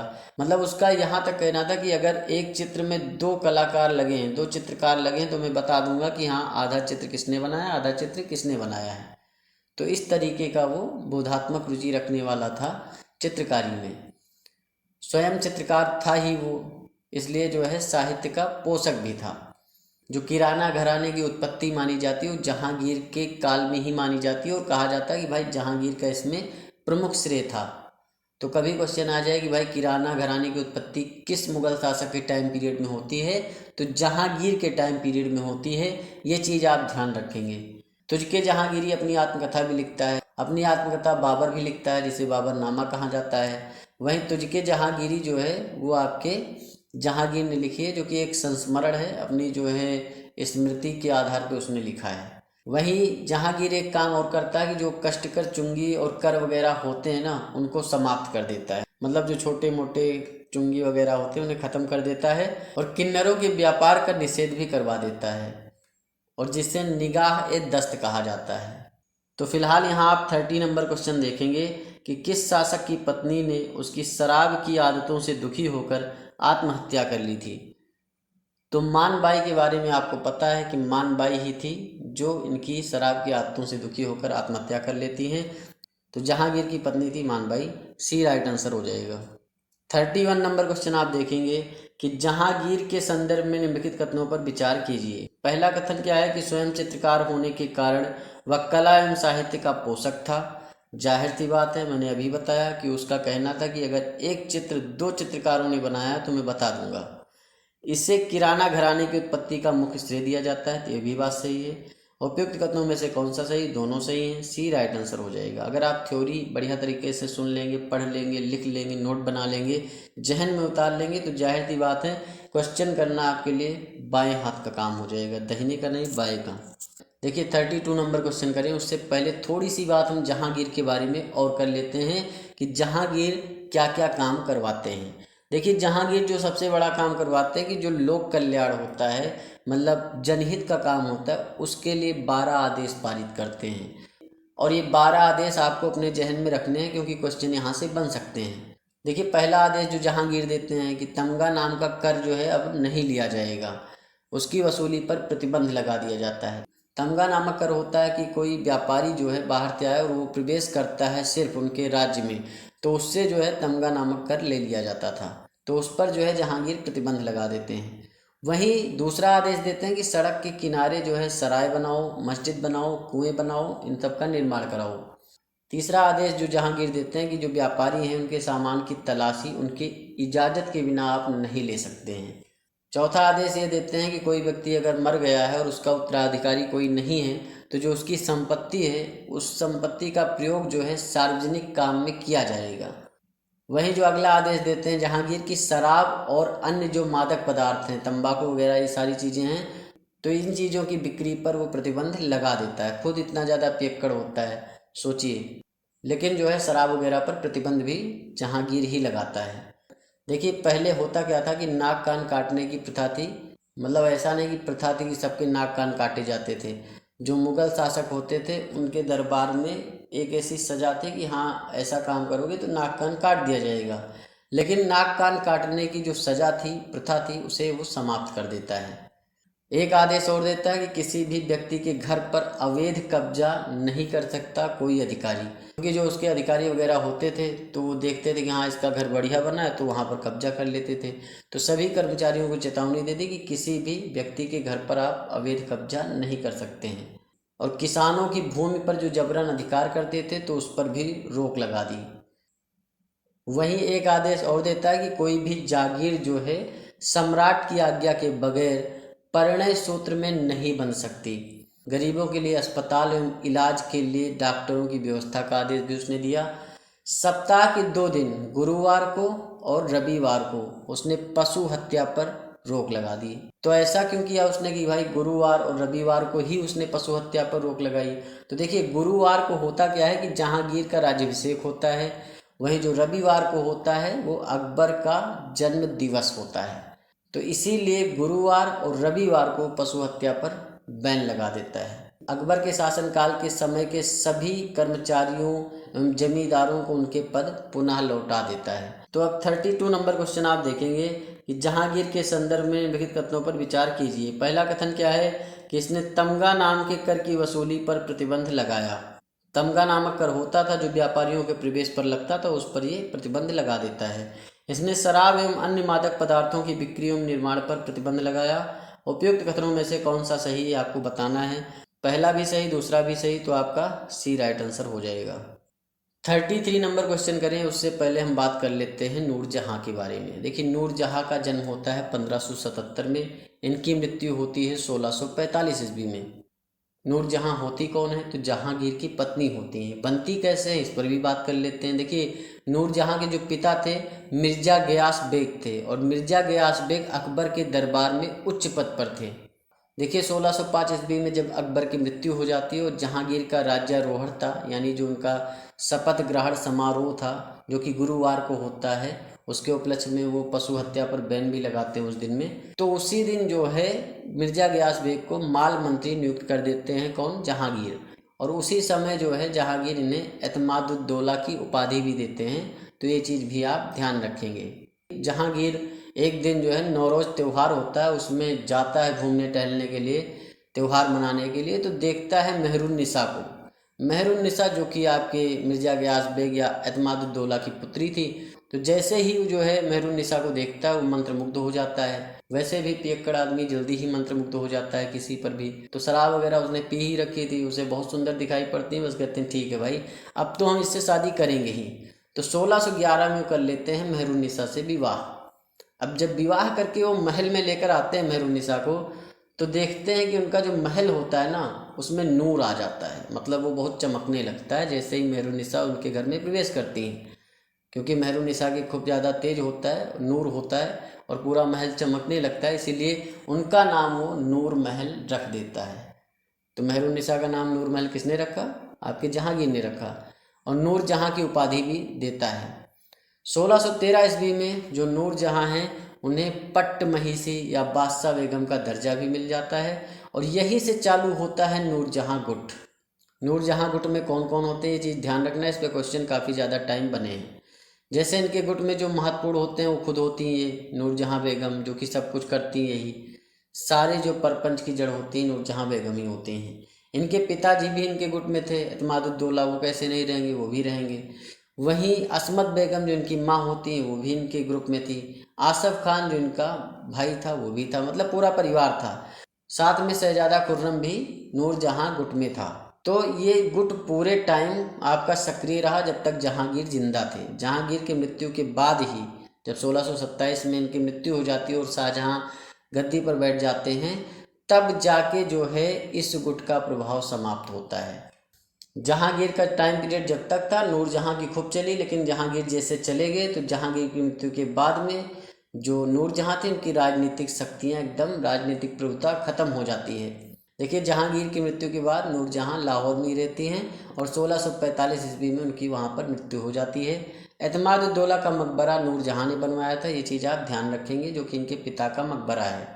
33 नंबर क्वेश्चन आप देखेंगे कि नूरजहां के संदर्भ में निम्नलिखित कथनों पर विचार कीजिए। पहला कथन क्या है कि जहांगीर ने उसे नूर महल एवं नूरजहां की उपाधि प्रदान की थी। एकदम सही बात है, मैंने अभी बताया कि जैसे ही वो महल में प्रवेश करती हैं नूर आ जाता है, इसीलिए उनका नाम नूर महल रख दिया जाता है। इसने अपने पिता एतमादुद्दौला की याद में लाहौर में मकबरा बनवाया था। दूसरा कथन आपका गलत हो जाएगा, जो एतमादुद्दौला का मकबरा है वो आपका आगरा में है। तो यहाँ पर दूसरा कथन फिलहाल आपका गलत है, तो सिर्फ और सिर्फ आपका ए राइट आंसर है, ए ही सही हो जाएगा। देखिए 34 नंबर क्वेश्चन आप देखेंगे कि जहांगीर के काल के प्रमुख चित्रकारों में निम्नलिखित में से कौन शामिल है। पहला है फारूक बेग, दूसरा है बिशनदास, तीसरा उस्ताद मंसूर। उपयुक्त कथनों में से कौन सा सही है आपको बताना है। देखिए जो जहांगीर के टाइम पीरियड में मुख्य चित्रकार थे वो फारूक बेग थे, बिशनदास थे, उस्ताद मंसूर थे, दौलत खान थे, मनोहर और अबुल हसन भी थे। देखिए फारूक बेग जो थे वो अकबर के शासनकाल से चले आ रहे थे, मतलब अकबर के शासनकाल में भी वो चित्रकारी करते थे और इनके काल में भी कर रहे थे। दौलत भी जो चित्रकार होते हैं वो फारूक बेग के शिष्य ही होते हैं। फारूक बेग जो होते हैं वो बादशाह जहांगीर के कहने पर अपने साथी चित्रकारों के साथ बिशनदास, गोवर्धन, अबुल हसन, इनका जो सामूहिक गुट होता है उसके साथ एक चित्र बनाते हैं। कौन? फारूक बेग। ये भी ध्यान रखना। तो फिलहाल यहाँ पर पहला भी आपका सही है, दूसरा भी सही, तीसरा भी सही, मतलब तीनों थे। तो राइट आंसर आपका हो जाएगा डी सही है। 1, 2, 3 आपके सही हैं। 35 नंबर क्वेश्चन आप देखेंगे, किसने सिजदा और पाबोस प्रथा को समाप्त किया, इलाही संबत के स्थान पर हिजरी संबत का प्रयोग आरंभ किया, गो हत्या पर प्रतिबंध हटा लिया, हिंदुओं को मुस्लिम दास रखने पर पाबंदी लगा दी। उपयुक्त कार्य निम्नलिखित में से किसने किए हैं ये आपको बताना है। देखिए जो ये आपके काम करते हैं कि सिजदा पाबोस जो कि बलबन चालू करते हैं तो उस पर जो है क्या करते हैं, ये समाप्त कर देते हैं कि भाई सिजदा ना करना ना पाबोस करना है। इलाही संबत की जगह हिजरी संबत स्टार्ट करते हैं। गो हत्या पर प्रतिबंध लगा देते हैं। हिंदुओं को मुस्लिम दास रखने पर पाबंदी भी लगा देते हैं। तो ये सारे काम करते हैं शाहजहां। बी राइट आंसर हो जाएगा। साथ में ये चीज़ें तो इन्होंने की ही जो आपने अभी पढ़ी हैं, साथ में ये भी चीज़ ध्यान रखना कि ये जो होते हैं अपने शासनकाल के 7वें वर्ष ये आदेश जारी करते हैं कि अगर कोई स्वेच्छा से मुसलमान बन जाता है तो उसे अपने पिता की संपत्ति में हिस्सा मिलेगा, वरना उसे अपने पिता की संपत्ति में हिस्सा नहीं मिलेगा। एक काम और करते हैं कि पुर्तगालियों से खतरा होने पर ये जो होते हैं आगरा की गिरजाघर को तोड़वा देते हैं। देखिए मुगलकालीन स्थापत्य एवं वास्तुकला की दृष्टि से अगर आप देखते हैं तो शाहजहां ने अनेकों भव्य इमारत का निर्माण करवाया, जिसके कारण जो है इसके काल को मध्यकालीन भारत के इतिहास का स्वर्ण काल कहा जाता है। ताजमहल वगैरह इसने सब बनवाया। तो ये सारी चीज़ें आप ध्यान रखेंगे। फिलहाल यहाँ पर राइट आंसर आपका बी हो जाएगा। देखिए 36 नंबर क्वेश्चन हम करें उससे पहले शाहजहां का साम्राज्य विस्तार किस तरीके से होता है उस पर थोड़ी चर्चा हम कर लेते हैं। देखिए जो शाहजहां होते हैं, खुर्रम जो होते हैं, वो 1627 ईस्वी में गद्दी पर बैठते हैं, क्योंकि 1627 ईस्वी में जहांगीर की मृत्यु हो चुकी होती है और 1627 से 1658 ईस्वी तक ये गद्दी पर बैठते हैं। जो शाहजहां होते हैं सबसे पहले अहमदनगर पर आक्रमण करते हैं 1633 ईस्वी में। अहमदनगर पर आक्रमण करके इसे ये मुगल साम्राज्य में मिला लेते हैं और यहाँ के जो शासक होते हैं, जो कि अंतिम शासक होते हैं, निजाम शाही सुल्तान हुसैन शाह, यहाँ निजाम शाही वंश चल रहा होता है, तो हुसैन शाह को ये ग्वालियर किले में कैद कर लेते हैं। भाई जाहिर सी बात है उन्हें हराने के बाद में उन्हें ग्वालियर किले में डाल देते हैं। शाहजहां जो होते हैं वो अहमदनगर के जो वजीर होते हैं और मलिक होते हैं, अंबर के जो अयोग्य पुत्र होते हैं, फतेह खान को राज्य की सेवा में ले लेते हैं। जो शाहजी भोसले होते हैं वो अहमदनगर की सेवा में लगे हुए थे, लेकिन जैसे ही अहमदनगर को ये जीत लेते हैं शाहजहां, तो ये जो है बीजापुर की सेवा में लग जाते हैं। शाहजी भोसले आपको पता है शिवाजी के पिताजी हैं, तो ये चीज़ आप ध्यान रखेंगे। देखिए अहमदनगर की विजय देख करके गोलकुंडा के जो शासक होते हैं वो काफ़ी ज़्यादा भयभीत हो जाते हैं और 1636 ईस्वी में मुगलों से वो संधि कर लेते हैं। वहीं फिर 1636 ईस्वी में शाहजहां जो होते हैं बीजापुर पर आक्रमण करते हैं और बीजापुर के जो शासक होते हैं मोहम्मद आदिल शाह, उनसे जो है एक संधि करवाते हैं और कहते हैं कि 29 लाख रुपए प्रतिवर्ष तुम हमें दोगे, तब हम तुम्हें जो है शासन करने की परमिशन देंगे। वहीं 1622 ईस्वी में जहांगीर के हाथ से जो कंधार चला गया था, मतलब जहांगीर के हाथ से कंधार छूट गया था, वहाँ के जो शासक होते हैं विद्रोह कर देते हैं और जहांगीर उसे ज़्यादा प्रयास नहीं करते लेने का।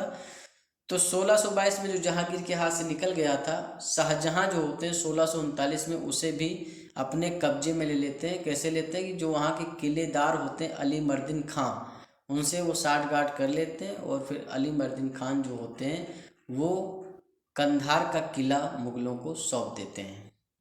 तो अब 36 नंबर क्वेश्चन आप देखेंगे, शाहजहां के संदर्भ में निम्नलिखित कथनों पर विचार कीजिए। पहला कथन क्या है कि शाहजहां ने दक्षिण में सर्वप्रथम अहमदनगर पर आक्रमण किया। तो पहला कथन पूरी तरीके से सत्य है आपका, क्योंकि जो सबसे पहले शाहजहां ने आक्रमण किया 1633 ईस्वी में अहमदनगर पर ही उन्होंने ये आक्रमण किया था। वहीं दूसरा कथन है कि शाहजहां ने 1636 ईस्वी में बीजापुर पर आक्रमण किया था। तो ये कथन भी आपका सत्य है। 1636 ईस्वी में बीजापुर पर ही आक्रमण करते हैं और वहाँ के जो शासक मोहम्मद आदिल शाह होते हैं उनसे संधि करवाते हैं और कहते हैं कि 39 लाख रुपए हमें भेज दोगे तो कोई दिक्कत की बात नहीं, तुम्हें हम टच नहीं करेंगे। वहीं तीसरा कथन आपका है कि शाहजहां ने 1633 ईस्वी में पूरे साम्राज्य में हिंदू मंदिरों को बनवाने का हुक्म जारी किया था। तो ये कथन पूरी तरीके से असत्य है।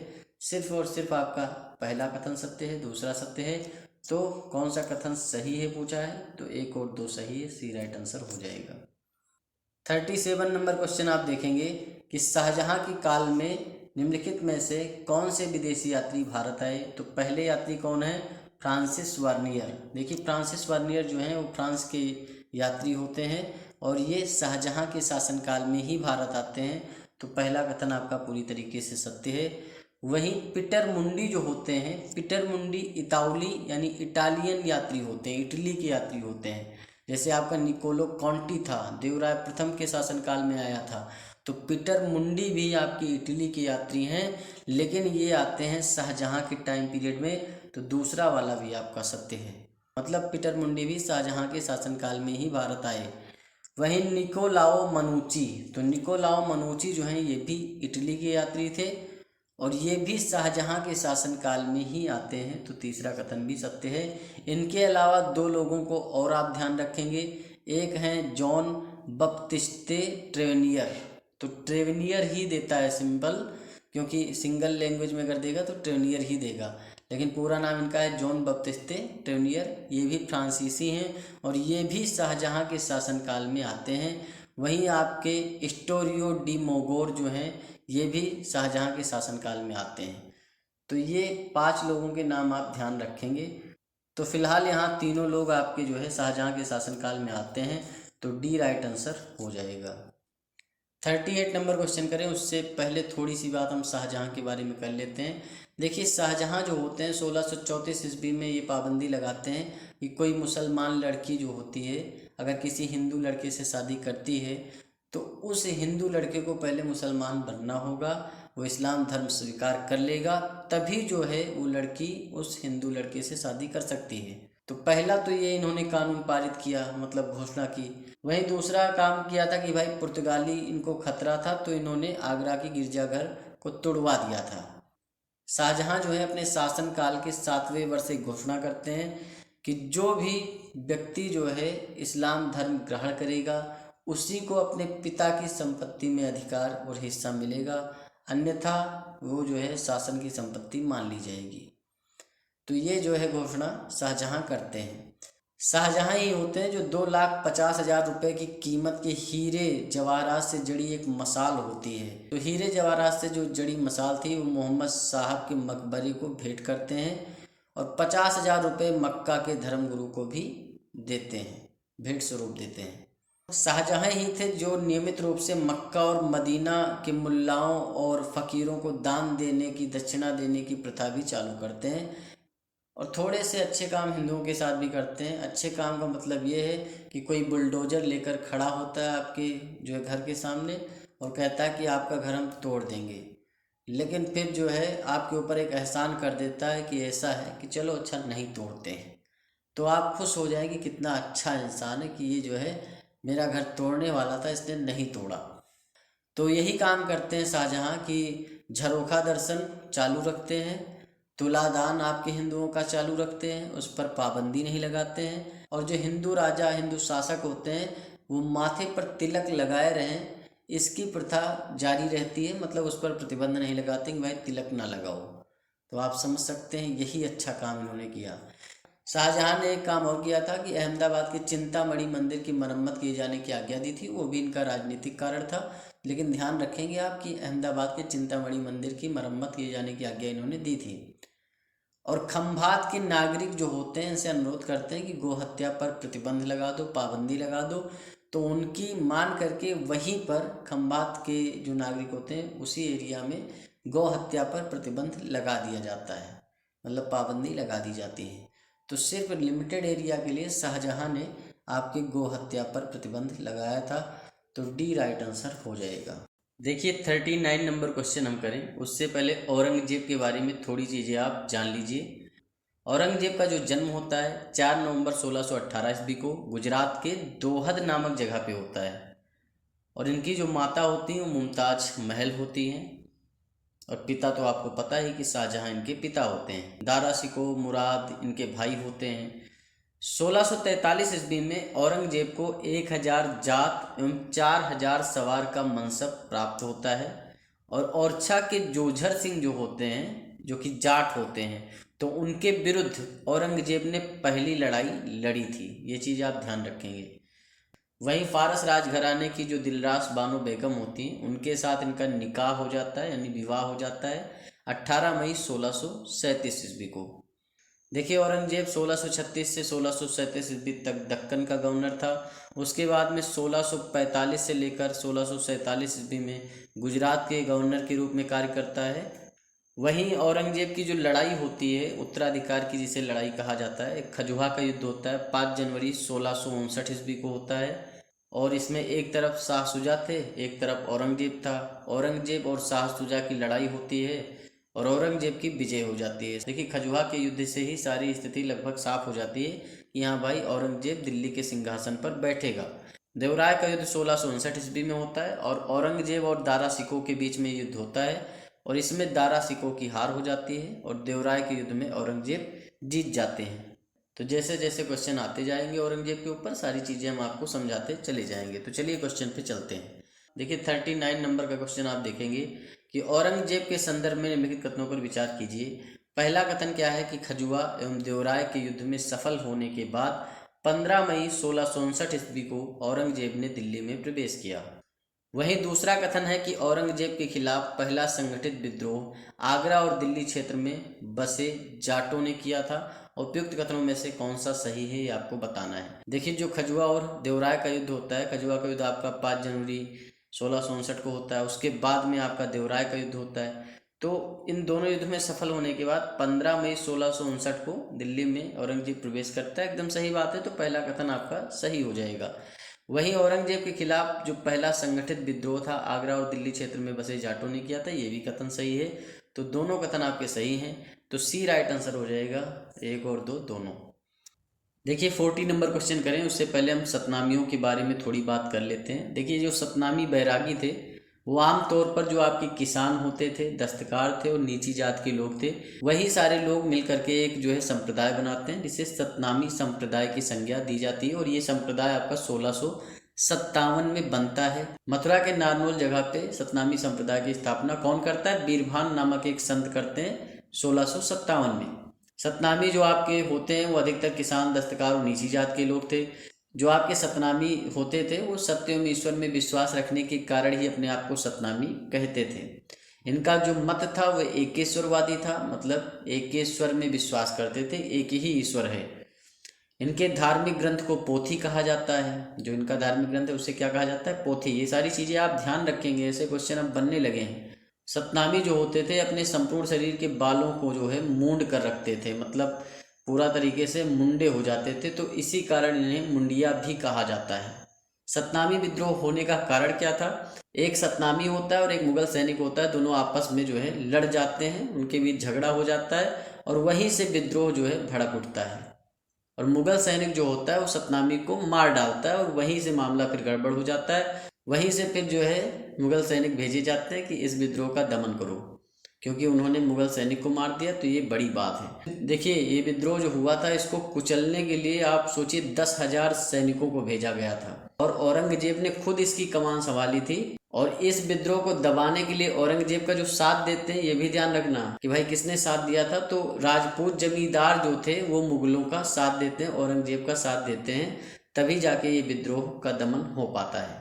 देखिए सतनामी संप्रदाय का गठन 1657 में होता है, लेकिन जो विद्रोह होता है 1672 में होता है, औरंगजेब का टाइम पीरियड चल रहा होता है।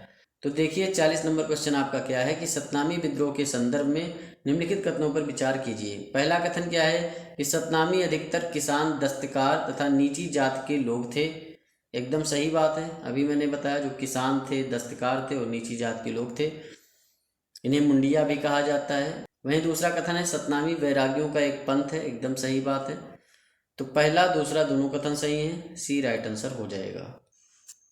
41 नंबर क्वेश्चन आप देखेंगे कि इसने गद्दी पर बैठते ही 1605 ईस्वी में शहजादा परवेज के नेतृत्व में एक विशाल सेना मेवाड़ विजय के लिए भेजी, किंतु देवार दर्रे के पास हुए युद्ध में कोई निर्णय नहीं हुआ। इसके बाद खुर्रम के नेतृत्व में कई अभियान भेजे। फलस्वरूप 1615 ईस्वी में राणा अमर सिंह एवं मुगलों के बीच एक संधि हो गई। उपयुक्त विशेषताएं मुगल काल के किस शासक की हैं ये आपको बताना है। देखिए जो जहांगीर होते हैं वो 1608 ईस्वी में महावत खान को भेजते हैं कि जाओ जो है मेवाड़ जाओ और वहाँ पर जो है जो आपके राजपूत हैं उनसे लड़ाई युद्ध करो और पूछो कि संधि वंधि करना चाहते हैं नहीं करना चाहते हैं। तो 1608 ईस्वी में महावत खान जो है अपनी सेना की टुकड़ी लेकर जाते हैं, मूकी खा के चले आते हैं। 1609 में अब्दुल्ला खान को भेजते हैं, वो भी मूकी खा के चले आते हैं। फिर 1613 ईस्वी में खुर्रम के नेतृत्व में अभियान भेजते हैं। तो जो राणा अमर सिंह होते हैं वो परेशान हो जाते हैं और फिर 1615 में मुगलों से संधि कर लेते हैं और राणा अमर सिंह जो थे वो राणा प्रताप के वंशज हैं। तो ये चीज़ आप समझ के चलिए कि 1605 में शहजादा परवेज, 1608 में महावत खान, 1609 में अब्दुल्ला खान, 1613 में खुर्रम। भाई कितना ही कोई लड़ेगा, तो जाहिर सी बात है जहांगीर के समय में राणा अमर सिंह ने मुगलों के बीच में एक संधि की थी। तो बी राइट आंसर हो जाएगा। देखिए जो मुगल अमीर होते थे, मतलब जो अमीर लोग होते थे और मुगल होते थे, तो उनको राज्य की ओर से अगर कोई ऋण दिया जा रहा है, उधार दिया जा रहा है, तो उसे क्या कहा जाता था? उसे कहा जाता था मुसादात। ये चीज़ आप ध्यान रखेंगे। वहीं मुगल काल में जो व्यापारी किसी गांव में व्यापार के उद्देश्य से अस्थायी रूप से आता था, अस्थायी रूप मतलब व्यापार करके हम चले जाएंगे इस गांव से, तो वे जो है बिछोती या बछावत उन्हें कहा जाता था। मतलब जो भी व्यापारी आता था उसे क्या कहा जाता था? बिछौती या बछावत। और जो गांव तक ही अपना व्यापार रखते थे, मतलब गांव के अंदर ही व्यापार करते थे, तो वो कहलाते थे सहथानी। तो सहथानी किसे कहा जाता था? जो गांव तक ही अपना व्यापार रखते थे। देखिए जो मुगल बादशाह थे वो सभी आयातों पर और सभी निर्यातों पर 3% का टैक्स लगाते थे और सोने और चांदी का जो व्यापार होता था उस पर 2% चुंगी लेते थे। सूरत में ये थोड़ा कर बढ़ा देते थे, सभी आयात और निर्यात पे 3.5% का टैक्स लिया जाता था। तो 42 नंबर क्वेश्चन आप देखेंगे कि मुगल काल में मुसादत किससे संबंधित था?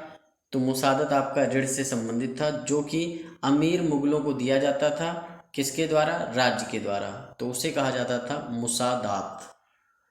तो आपका ए राइट आंसर हो जाएगा। देखिए औरंगजेब के काल में जो हिंदू व्यापारी होते थे, मतलब जो हिंदू लोग होते थे और व्यापार करते थे, तो उनसे जो टैक्स लिया जाता था वस्तु के मूल्य का 5% लिया जाता था। जैसे आज की डेट में आपका GST वगैरह है, तो वो 5% टैक्स लेते थे। 100 रुपये का कोई सामान है तो उस पर 5% हम 5 रुपये लेंगे। वहीं जो मुसलमान व्यापारी होते थे तो उनसे वो 2.5% लेते थे। औरंगजेब के कार्यकाल में जो एक महान व्यापारी हुए, जैसे आज की डेट में आप अडानी अंबानी को देखते ना, तो औरंगजेब के समय में बिरजी बोहार नाम का एक व्यापारी था, बिरजी बोहरा नाम का, जो कि सूरत का प्रसिद्ध व्यापारी था। सबसे धनी उसे आप कह सकते हैं। जैसे आज की डेट में अंबानी है, तो औरंगजेब के समय में बिरजी बोहार नाम का सबसे धनी व्यापारी था। इसके अलावा सूरत में और भी व्यापारी थे, जैसे आपके सूरत के अब्दुल गफूर, अहमद चेलावी, गोलकुंडा के जो बहुत अमीर व्यापारी थे वो मीर जुमला थे, कोरोमंडल के मलम चट्टी थे, काशी के बिरन्ना बहुत बड़े व्यापारी थे, सुनका के रामचट्टी बहुत बड़े व्यापारी थे। 1707 में जब औरंगजेब की मृत्यु हो जाती है, 18वीं सदी लग जाती है और 18वीं सदी में बंगाल एवं गुजरात में ऋण प्रदान करने की एक नई व्यवस्था चली। कहाँ पे? बंगाल और गुजरात में ऋण प्रदान करने की नई व्यवस्था चलती है, उसे कहा जाता है ददनी। देखिए, जो अकबर का टाइम पीरियड था उसमें जो आंतरिक व्यापार होता था उसमें राहदारी शुल्क लगाया जाता था, तो वो अकबर समाप्त कर देते हैं। मुगल काल में अगर बात करें कि कौन सी वस्तुएं निर्यात होती थी, कौन सी आयात होती थी, जैसे आप भारत में आज की डेट में देखते हैं निर्यात होता है, बहुत सारा सामान अमेरिका जाता है और अमेरिका से बहुत सारा सामान भारत आता है, तो उसी तरीके से मुगल काल में क्या क्या चीज़ें बेची जाती थी, क्या क्या चीज़ें खरीदी जाती थी। तो निर्यात का मतलब हो गया कि बेचना, मतलब भेजा जा रहा है कहीं बाहर। तो मुगल काल में जो निर्यात की मुख्य वस्तु थी वो आपकी नील थी, सोरा, अफीम, सूती वस्त्र। जबकि आयात जो किया जाता था, मतलब मंगाया जाता था, तो सोना, चांदी, घोड़ा, कच्चा रेशम, ये सारी वस्तुएं जो है खरीदी जाती थी। देखिए, मुगल काल में जो सबसे अच्छी नील की खेती होती थी तो गुजरात में सरखेज और बयाना में पैदा होती थी। सोरा की अगर बात करें, सोरा या अफीम की, तो ये आपका कोरोमंडल तट बिहार के क्षेत्र में पैदा होता था। 43 नंबर क्वेश्चन आप देखेंगे कि मुगल काल के संदर्भ में निम्नलिखित कथनों पर विचार कीजिए। पहला कथन क्या है कि मुगल काल में प्रारंभ में निर्यात की मुख्य वस्तु सोना, चांदी, घोड़ा, कच्चा रेशम, ये सब कुछ था। मतलब सोना निर्यात किया जाता था, चांदी और घोड़ा, कच्चा रेशम, ये गलत है भाई, निर्यात नहीं करते थे, ये सब मंगाया जाता था, खरीदा जाता था, तो आयात होगा। तो पहला कथन पूरी तरीके से असत्य है। वहीं दूसरा कथन है कि मुगल काल में प्रारंभ में मुख्य आयात नील, सोरा, अफीम, सूती वस्त्र आदि वस्तुओं का होता है, ये भी गलत है क्योंकि ये तो निर्यात किया जाता था, मतलब उल्टा इन्होंने कर दिया है। तो इसी तरीके से क्वेश्चन दे करके यूपीपीएससी आपको फंसाएगा, आप कंफ्यूज होंगे। बस आप इतना देखेंगे बस कहीं सही है, तो ऐसा नहीं है, निर्यात नहीं होता था, आयात होता था। और ये जो है नील, सोरा, अफीम निर्यात होता था। तो दोनों कथन फिलहाल आपके असत्य हैं। तो क्या हो जाएगा? डी राइट आंसर हो जाएगा, ना तो एक ना ही दो। देखिए, जो मुगल काल था उसमें जो सूती वस्त्र उद्योग था वो चरम पे था। आज भी जो है सूती वस्त्र वगैरह सब बाहर निर्यात किया जाता है भारत के द्वारा। तो मुगल काल में भी सूती वस्त्र उद्योग जो है वो अधिक उन्नत उद्योग था। देखिए, ये ऐसा उद्योग था जिस पर मुगल शासन का पूरा नियंत्रण होता था और सबसे ज़्यादा जो निर्यात होने वाली वस्तु थी वो आपके वस्त्र उद्योग ही विदेशों में भेजे जाते थे। भारत में निर्मित जो कपड़े होते थे उस समय उन कपड़ों को कहा जाता था केलिको। तो ये चीज़ भी ध्यान रखना, केलिको नाम से पुकारा जाता था। जहांगीर जो होते हैं वो अमृतसर में ऊनी वस्त्रोद्योग को प्रारंभ करते हैं। तो ये पहला कथन पूरी तरीके से सत्य हो जाएगा कि जहांगीर ने अमृतसर में ऊनी वस्त्रोद्योग को प्रारंभ किया था। दूसरा कथन है कि चमड़े की वस्तुओं को बनाने का उद्योग प्रचलित नहीं था, ये गलत हो जाएगा। जिस तरीके से आपके ऊनी वस्त्र उद्योग हों, सूती वस्त्र उद्योग हैं, इनका प्रचलन था, तो चमड़े की वस्तुओं को बनाने का उद्योग भी बहुत उन्नत अवस्था में था। तो कौन सा सही है? केवल एक सही है, दूसरा गलत है, ये राइट आंसर हो जाएगा। देखिए, 45 नंबर क्वेश्चन करें। उससे पहले जो मुगल कालीन आपके कृषक थे उनको कितने भागों में बांटा गया था, इस पर बात कर लेते हैं। देखिए, जो मुगल कालीन कृषक यानी किसान थे उन्हें 3 वर्गों में विभाजित किया गया था। पहला था खुद काश्त, दूसरा था पाही काश्त, तीसरा था मुजारियान। जो खुद काश्त किसान होते थे वो ऐसे खेतिहर होते थे जो उसी गांव की भूमि पर खेती करते थे जहां वो रहते थे, तो खुद काश्त उनको कहा जाता था। जो भी आपके खुद काश्त किसान होते थे उनका अपनी भूमि पर स्थायी एवं वंशानुगत स्वामित्व होता था। मतलब जो किसान है उसके पास जो ज़मीन है उसके बाद उसका बेटा पाएगा, फिर उसका बेटा है तो उसके बाद उसका बेटा होगा, तो ये सिस्टम चलता रहेगा, मतलब वंशानुगत था। देखिए, जो खुद काश्त किसान होते थे वो अपनी भूमि को बटाई पर दे सकते थे। बटाई मतलब किसी को बांट दिया कि हाँ ठीक है, ये खेत तुम ले लो, खेती करो, आधा मुझे देना, आधा तुम लेना, मैं इस पे काम नहीं करूँगा। आज भी बटाई पे दिया जाता है, मतलब जो मालिक होता है वो कुछ भी नहीं करता तब भी आधा अनाज उसे मिलता है। तो खुद काश्त किसान अपनी भूमि को बटाई पर दे सकता था और अपने खेत को बेच भी सकता था, और इस चीज़ को कहा जाता था मालिके ज़मीन। तो मालिके ज़मीन का मतलब यही होता था कि हम मालिक हैं ज़मीन के। देखिए, अगर किसी खुद काश्त ने, मतलब जिसकी खुद की ज़मीन है, खुद मतलब होता है खुद और काश्त मतलब एक हिसाब से ज़मीन, तो जिसकी खुद की ज़मीन है और उसने एक किसान को उसे बटाई पर दे दिया, तो अगर जिस किसान को उसने बटाई पर दिया और उसने सब कुछ व्यवस्था किया, मतलब बीज भी, पानी भी, सारी चीज़ें उसने व्यवस्थित की, तो जब लगान की बटाई होगी तो वो खुद काश्त को 1/3 देगा, मतलब 3 कुंटल अनाज पैदा हुआ, 2 वो लेगा, 1 कुंटल उन्हें दे देगा, क्योंकि उन्होंने कुछ नहीं किया है, बस उनका खेत है, इस वजह से 1 कुंटल उनके हाथ में चला गया। वहीं अगर जो खुद काश्त होते हैं वो बीज वगैरह सारी चीज़ें देते थे किसान को कि बीज ले लो, ये ले लो, तो फिर 2/3 लगान वो लेते थे। वहीं जो दूसरे किसान होते थे वो पाही काश्त होते थे, जिसे पेकासत कहते हैं। ये ऐसे किसान होते थे जो दूसरे गांवों में अस्थायी रूप से जा कर के बटाईदार के रूप में खेती करते थे। मतलब बटाईदार होता है कि किसी खुद काश्त ने कहा कि ये लो बटाई पे ले लो, तो उन्हें कहा जाता था पाही काश्त, पेकासत। पाही काश्त के पास उतनी ही भूमि होती थी जितने पर वो अपने परिवार के श्रम का उपयोग करके खेती वगैरह कर सकते थे। वहीं जो तीसरे टाइप के किसान होते थे वो मुजारियान होते थे। देखिए, जो मुजारियान कृषक थे वो सबसे छोटे कृषक थे, मतलब इनके पास इतनी कम भूमि होती थी कि इस भूमि में वो अपने परिवार की कुल श्रम का भी उपयोग नहीं कर पाते थे। मतलब जितनी मेहनत करनी चाहिए उतनी मेहनत करने के बाद इनके परिवार के लोग खाली बैठते थे। तो ये क्या करते थे, जो खुदकाश्त किसान होते थे उनकी ज़मीन को बटाई पर ले लेते थे। जो मुजारियान किसान होते थे वो अपनी जोत यानी जो उनके पास ज़मीन होती थी उसे वो बेच नहीं सकते थे। देखिए, अगर मुजारियान और पाही काश्त में आप अंतर पूछेंगे तो मैं ये कहूँगा कि जो पाही काश्त होते थे, पाही काश्त किसान होते थे, वो खुदकाश्त किसान बन सकते थे। नजराना वगैरह दे करके जो है वो खुदकाश्त बन सकते थे, मतलब फिर अपनी ज़मीन को बेच भी सकते हैं, सब कुछ कर सकते हैं। लेकिन जो मुजारियान होते थे वो अपनी वर्तमान स्थिति यानी बटाईदार से ऊपर नहीं उठ सकते थे। तो ये एक अंतर था। अब आप 45 नंबर क्वेश्चन देखेंगे कि मुजारियान के संदर्भ में निम्नलिखित कथनों पर विचार कीजिए। पहला कथन क्या है कि मुजारियान किसान अपनी जोत को बेच नहीं सकता था, एकदम सही बात है, अभी मैंने बताया। वहीं दूसरा है कि ये दूसरे गांवों में अस्थायी रूप से जाकर बटाईदार के रूप में खेती करते थे, तो दूसरा कथन भी सत्य है। उपयुक्त कथनों में से कौन सा सही है, तो दोनों आपके सही हैं, सी राइट आंसर हो जाएगा। शाहजहां के शासनकाल में 1630 से 1632 ईस्वी में लगभग 2 साल के लिए दक्कन और गुजरात में एक भयानक अकाल पड़ता है, और इस अकाल के फलस्वरूप होता यह है कि खालसा भूमि के भू राजस्व का 70 लाख रुपए माफ कर दिया जाता है। मुगल काल का जो सबसे प्रचंडतम अकाल आप इसे कह सकते हैं। शाहजहां ने अकाल से निपटने के लिए सिंचाई की व्यवस्था की सुविधा की। उसने 98 मील लंबी रावी नहर लाहौर तक बनवाई, जिसे नहर-ए-फैज कहा गया। तो नहर-ए-फैज किसने बनवाया है, शाहजहां ने बनवाया। किस कारण से बनवाया था, क्योंकि अकाल पड़ा था। कितने मील लंबी ये नहर थी, 98 मील लंबी ये नहर थी, और कहाँ से ये निकली थी, रावी नहर पर इसने ये नहर बनवाई थी। तो कभी भी क्वेश्चन पूछ सकते हैं कि जो नहर-ए-फैज है वो किस नदी पर था, तो रावी नदी पर था, और लाहौर तक ये बनवाई गई थी। इसके अतिरिक्त जो शाहजहां होते हैं एक दूसरी नहर, नहर-ए-साहिब का निर्माण वैसे फिरोज शाह तुगलक करवाते हैं।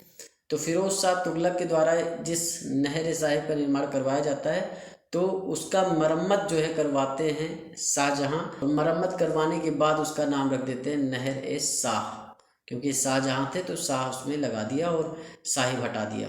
देखिए, मुगल काल में गन्ना, कपास, नील और रेशम ये सारी फसलों का उत्पादन होता था बड़े स्तर पे। और जो भी ये आपकी गन्ना, कपास, नील, रेशम है, क्योंकि ये नकदी फसल हैं, तो इन नकदी फसलों को उस समय तिजारती कहा जाता था। क्या, तिजारती, ये भी ध्यान रखना। तो 46 नंबर क्वेश्चन आप देखेंगे कि नहर-ए-साहिब को किसके द्वारा बनवाया गया था। तो अभी मैंने बताया कि नहर-ए-साहिब को बनवाया था फिरोज शाह तुगलक ने, लेकिन उसकी मरम्मत आपके शाहजहां ने करवा करके उसे नहर-ए-शाह कर दिया था। तो राइट आंसर आपका सी हो जाएगा, फिरोज शाह तुगलक। देखिए, जो मुगल कालीन आर्थिक जीवन था उसकी अगर विस्तृत जानकारी कहाँ से मिलती है हमें, तो वो मिलती है आईन अकबरी से, जो कि अबुल फजल ने लिखी है। और साथ में जो विदेशी आपके यात्री आते थे उनके जो विदेशी संस्मरण थे, तो उससे भी काफ़ी ज़्यादा मुगल कालीन आर्थिक जीवन के बारे में पता चलता है। देखिए, जो आपकी आईन अकबरी है उसमें कृषि उत्पाद के बारे में लिखा है कि जो रबी की फसल होती थी उसमें 16 फसलों का उत्पादन किया जाता था। वहीं जो आपकी खरीफ की फसल होती थी उसमें 25 फसलों का उत्पादन किया जाता था। मुगल काल में जो भी आपकी खेती की जाती थी, गेहूँ, बाजरा, दाल, इनकी ज़्यादातर खेती होती थी। वहीं गुजरात के सरखेज में सर्वोत्तम किस्म की नील पैदा होती थी, और बयाना में भी नील की खेती होती थी। ये चीज़ भी ध्यान रखना। देखिए, जो तंबाकू की खेती होती है वो पुर्तगालियों के द्वारा लाई जाती है। आपको पता है 1498 में वास्को डी गामा आ गए, तो जो तंबाकू भारत में उत्पादन होना शुरू होता है 1604 ईस्वी के अंत में और 1605 ईस्वी के आरंभ के बीच में तंबाकू उत्पादन अकबर के काल से लगभग चालू होता है। संभवतः इसी समय के आसपास जो है मक्का भी अमेरिका से भारत में लाया गया था। मतलब कल को क्वेश्चन आ जाए कि तंबाकू कहाँ से लाया गया, तो भाई तंबाकू आपका पुर्तगाली लेकर आए थे और अकबर के शासनकाल से इसकी खेती चालू हो गई। मतलब अकबर का लास्ट टाइम था 1605 में इनकी मृत्यु हो जाती है, ये चीज़ भी आपको पता है। उसी टाइम पीरियड में मक्का भी आपका अमेरिका से आ जाता है। वहीं खेती के विस्तार के लिए, बेहतरी के लिए जो मुग़ल बादशाह होते हैं किसानों को बढ़ावा देते हैं और इसके लिए तकाबी नामक ऋण भी जो है वितरित किया जाता है। तो कभी क्वेश्चन आ जाए कि तकाबी नामक ऋण किस चीज़ के लिए दिया जाता था मुग़लों के द्वारा, तो जो तकाबी नाम का ऋण दिया जाता था खेती करने के लिए दिया जाता था। खेती का विस्तार करने के लिए, उसकी बेहतरी के लिए मुग़ल बादशाह तकाबी नाम का ऋण देते थे। तो 47 नंबर क्वेश्चन आप देखेंगे कि भारत में तंबाकू की खेती की शुरुआत किस मुग़ल शासक के काल में हुई थी, तो मैंने बता दिया अकबर के शासनकाल में हुई थी। बी राइट आंसर हो जाएगा।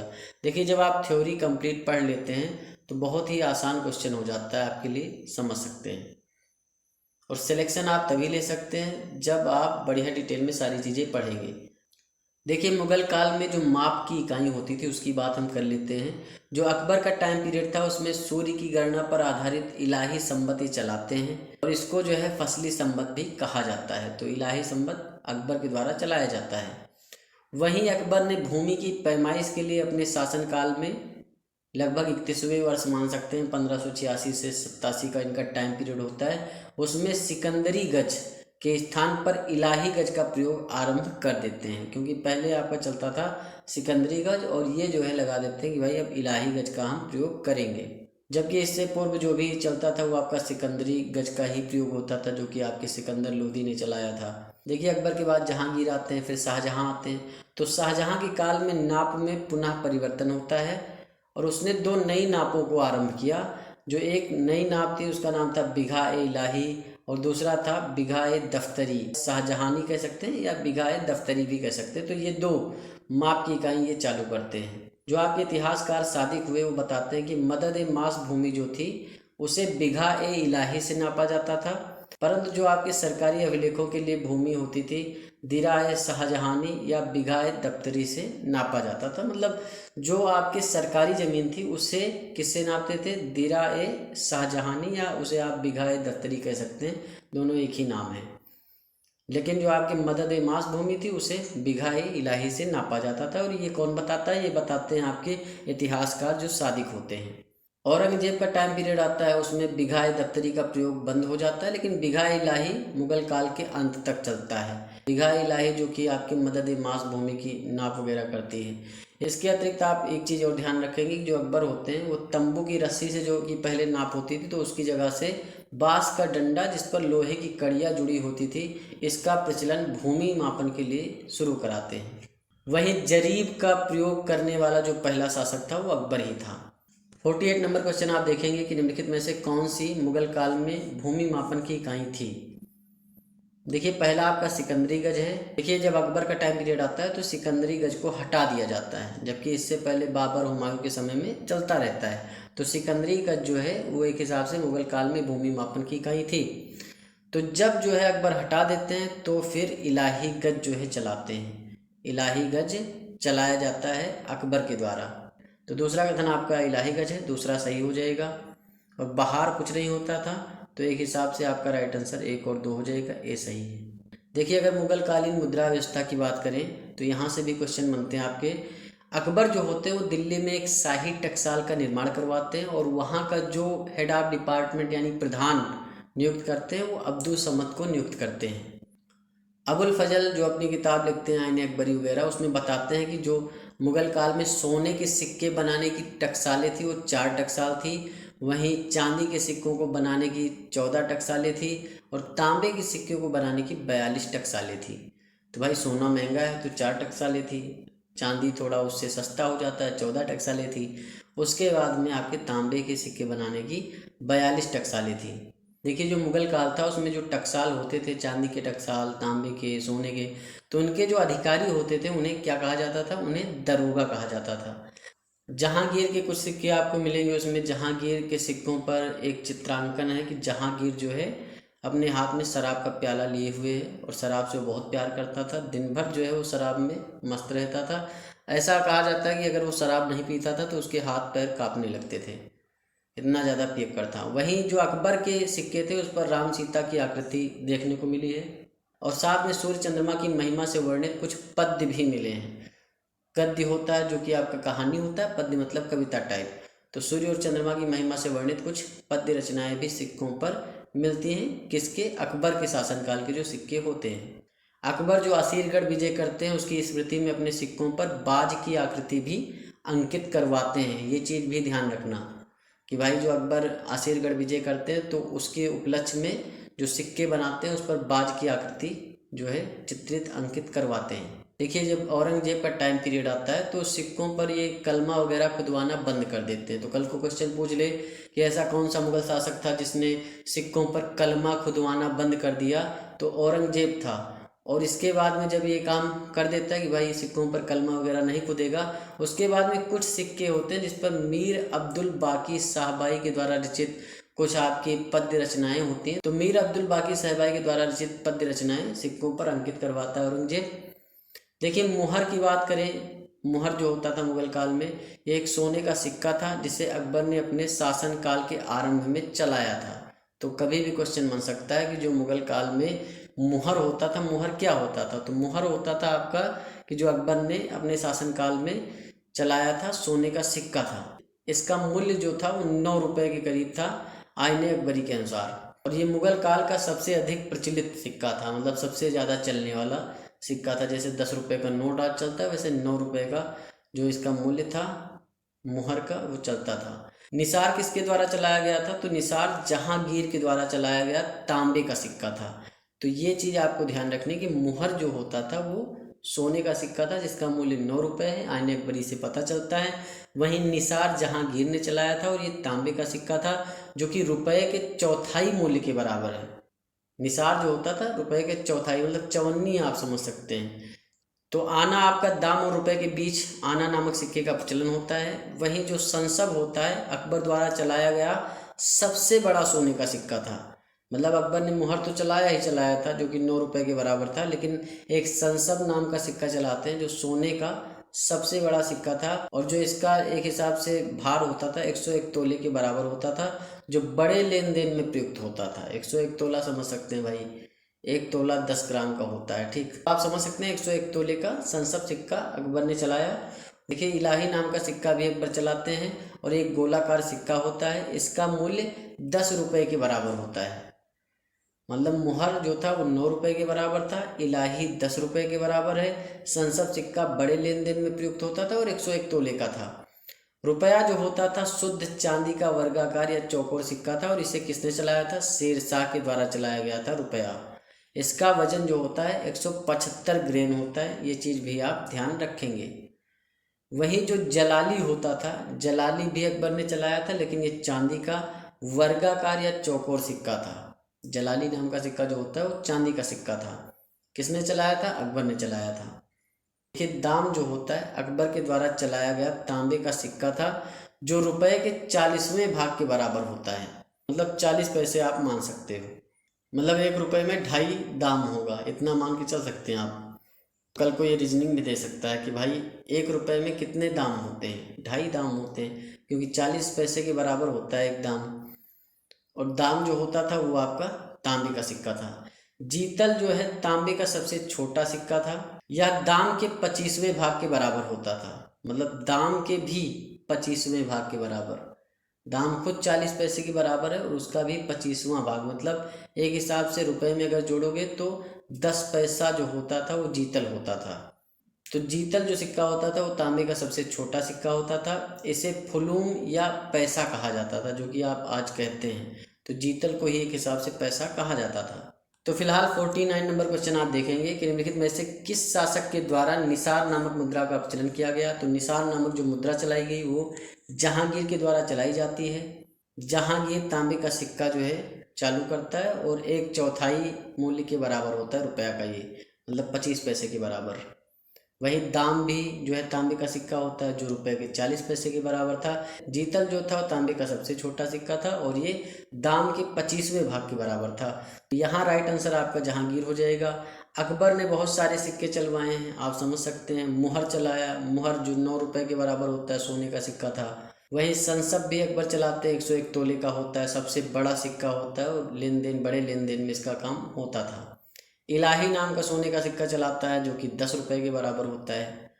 तो ये सारी चीज़ें आप समझ के रखेंगे।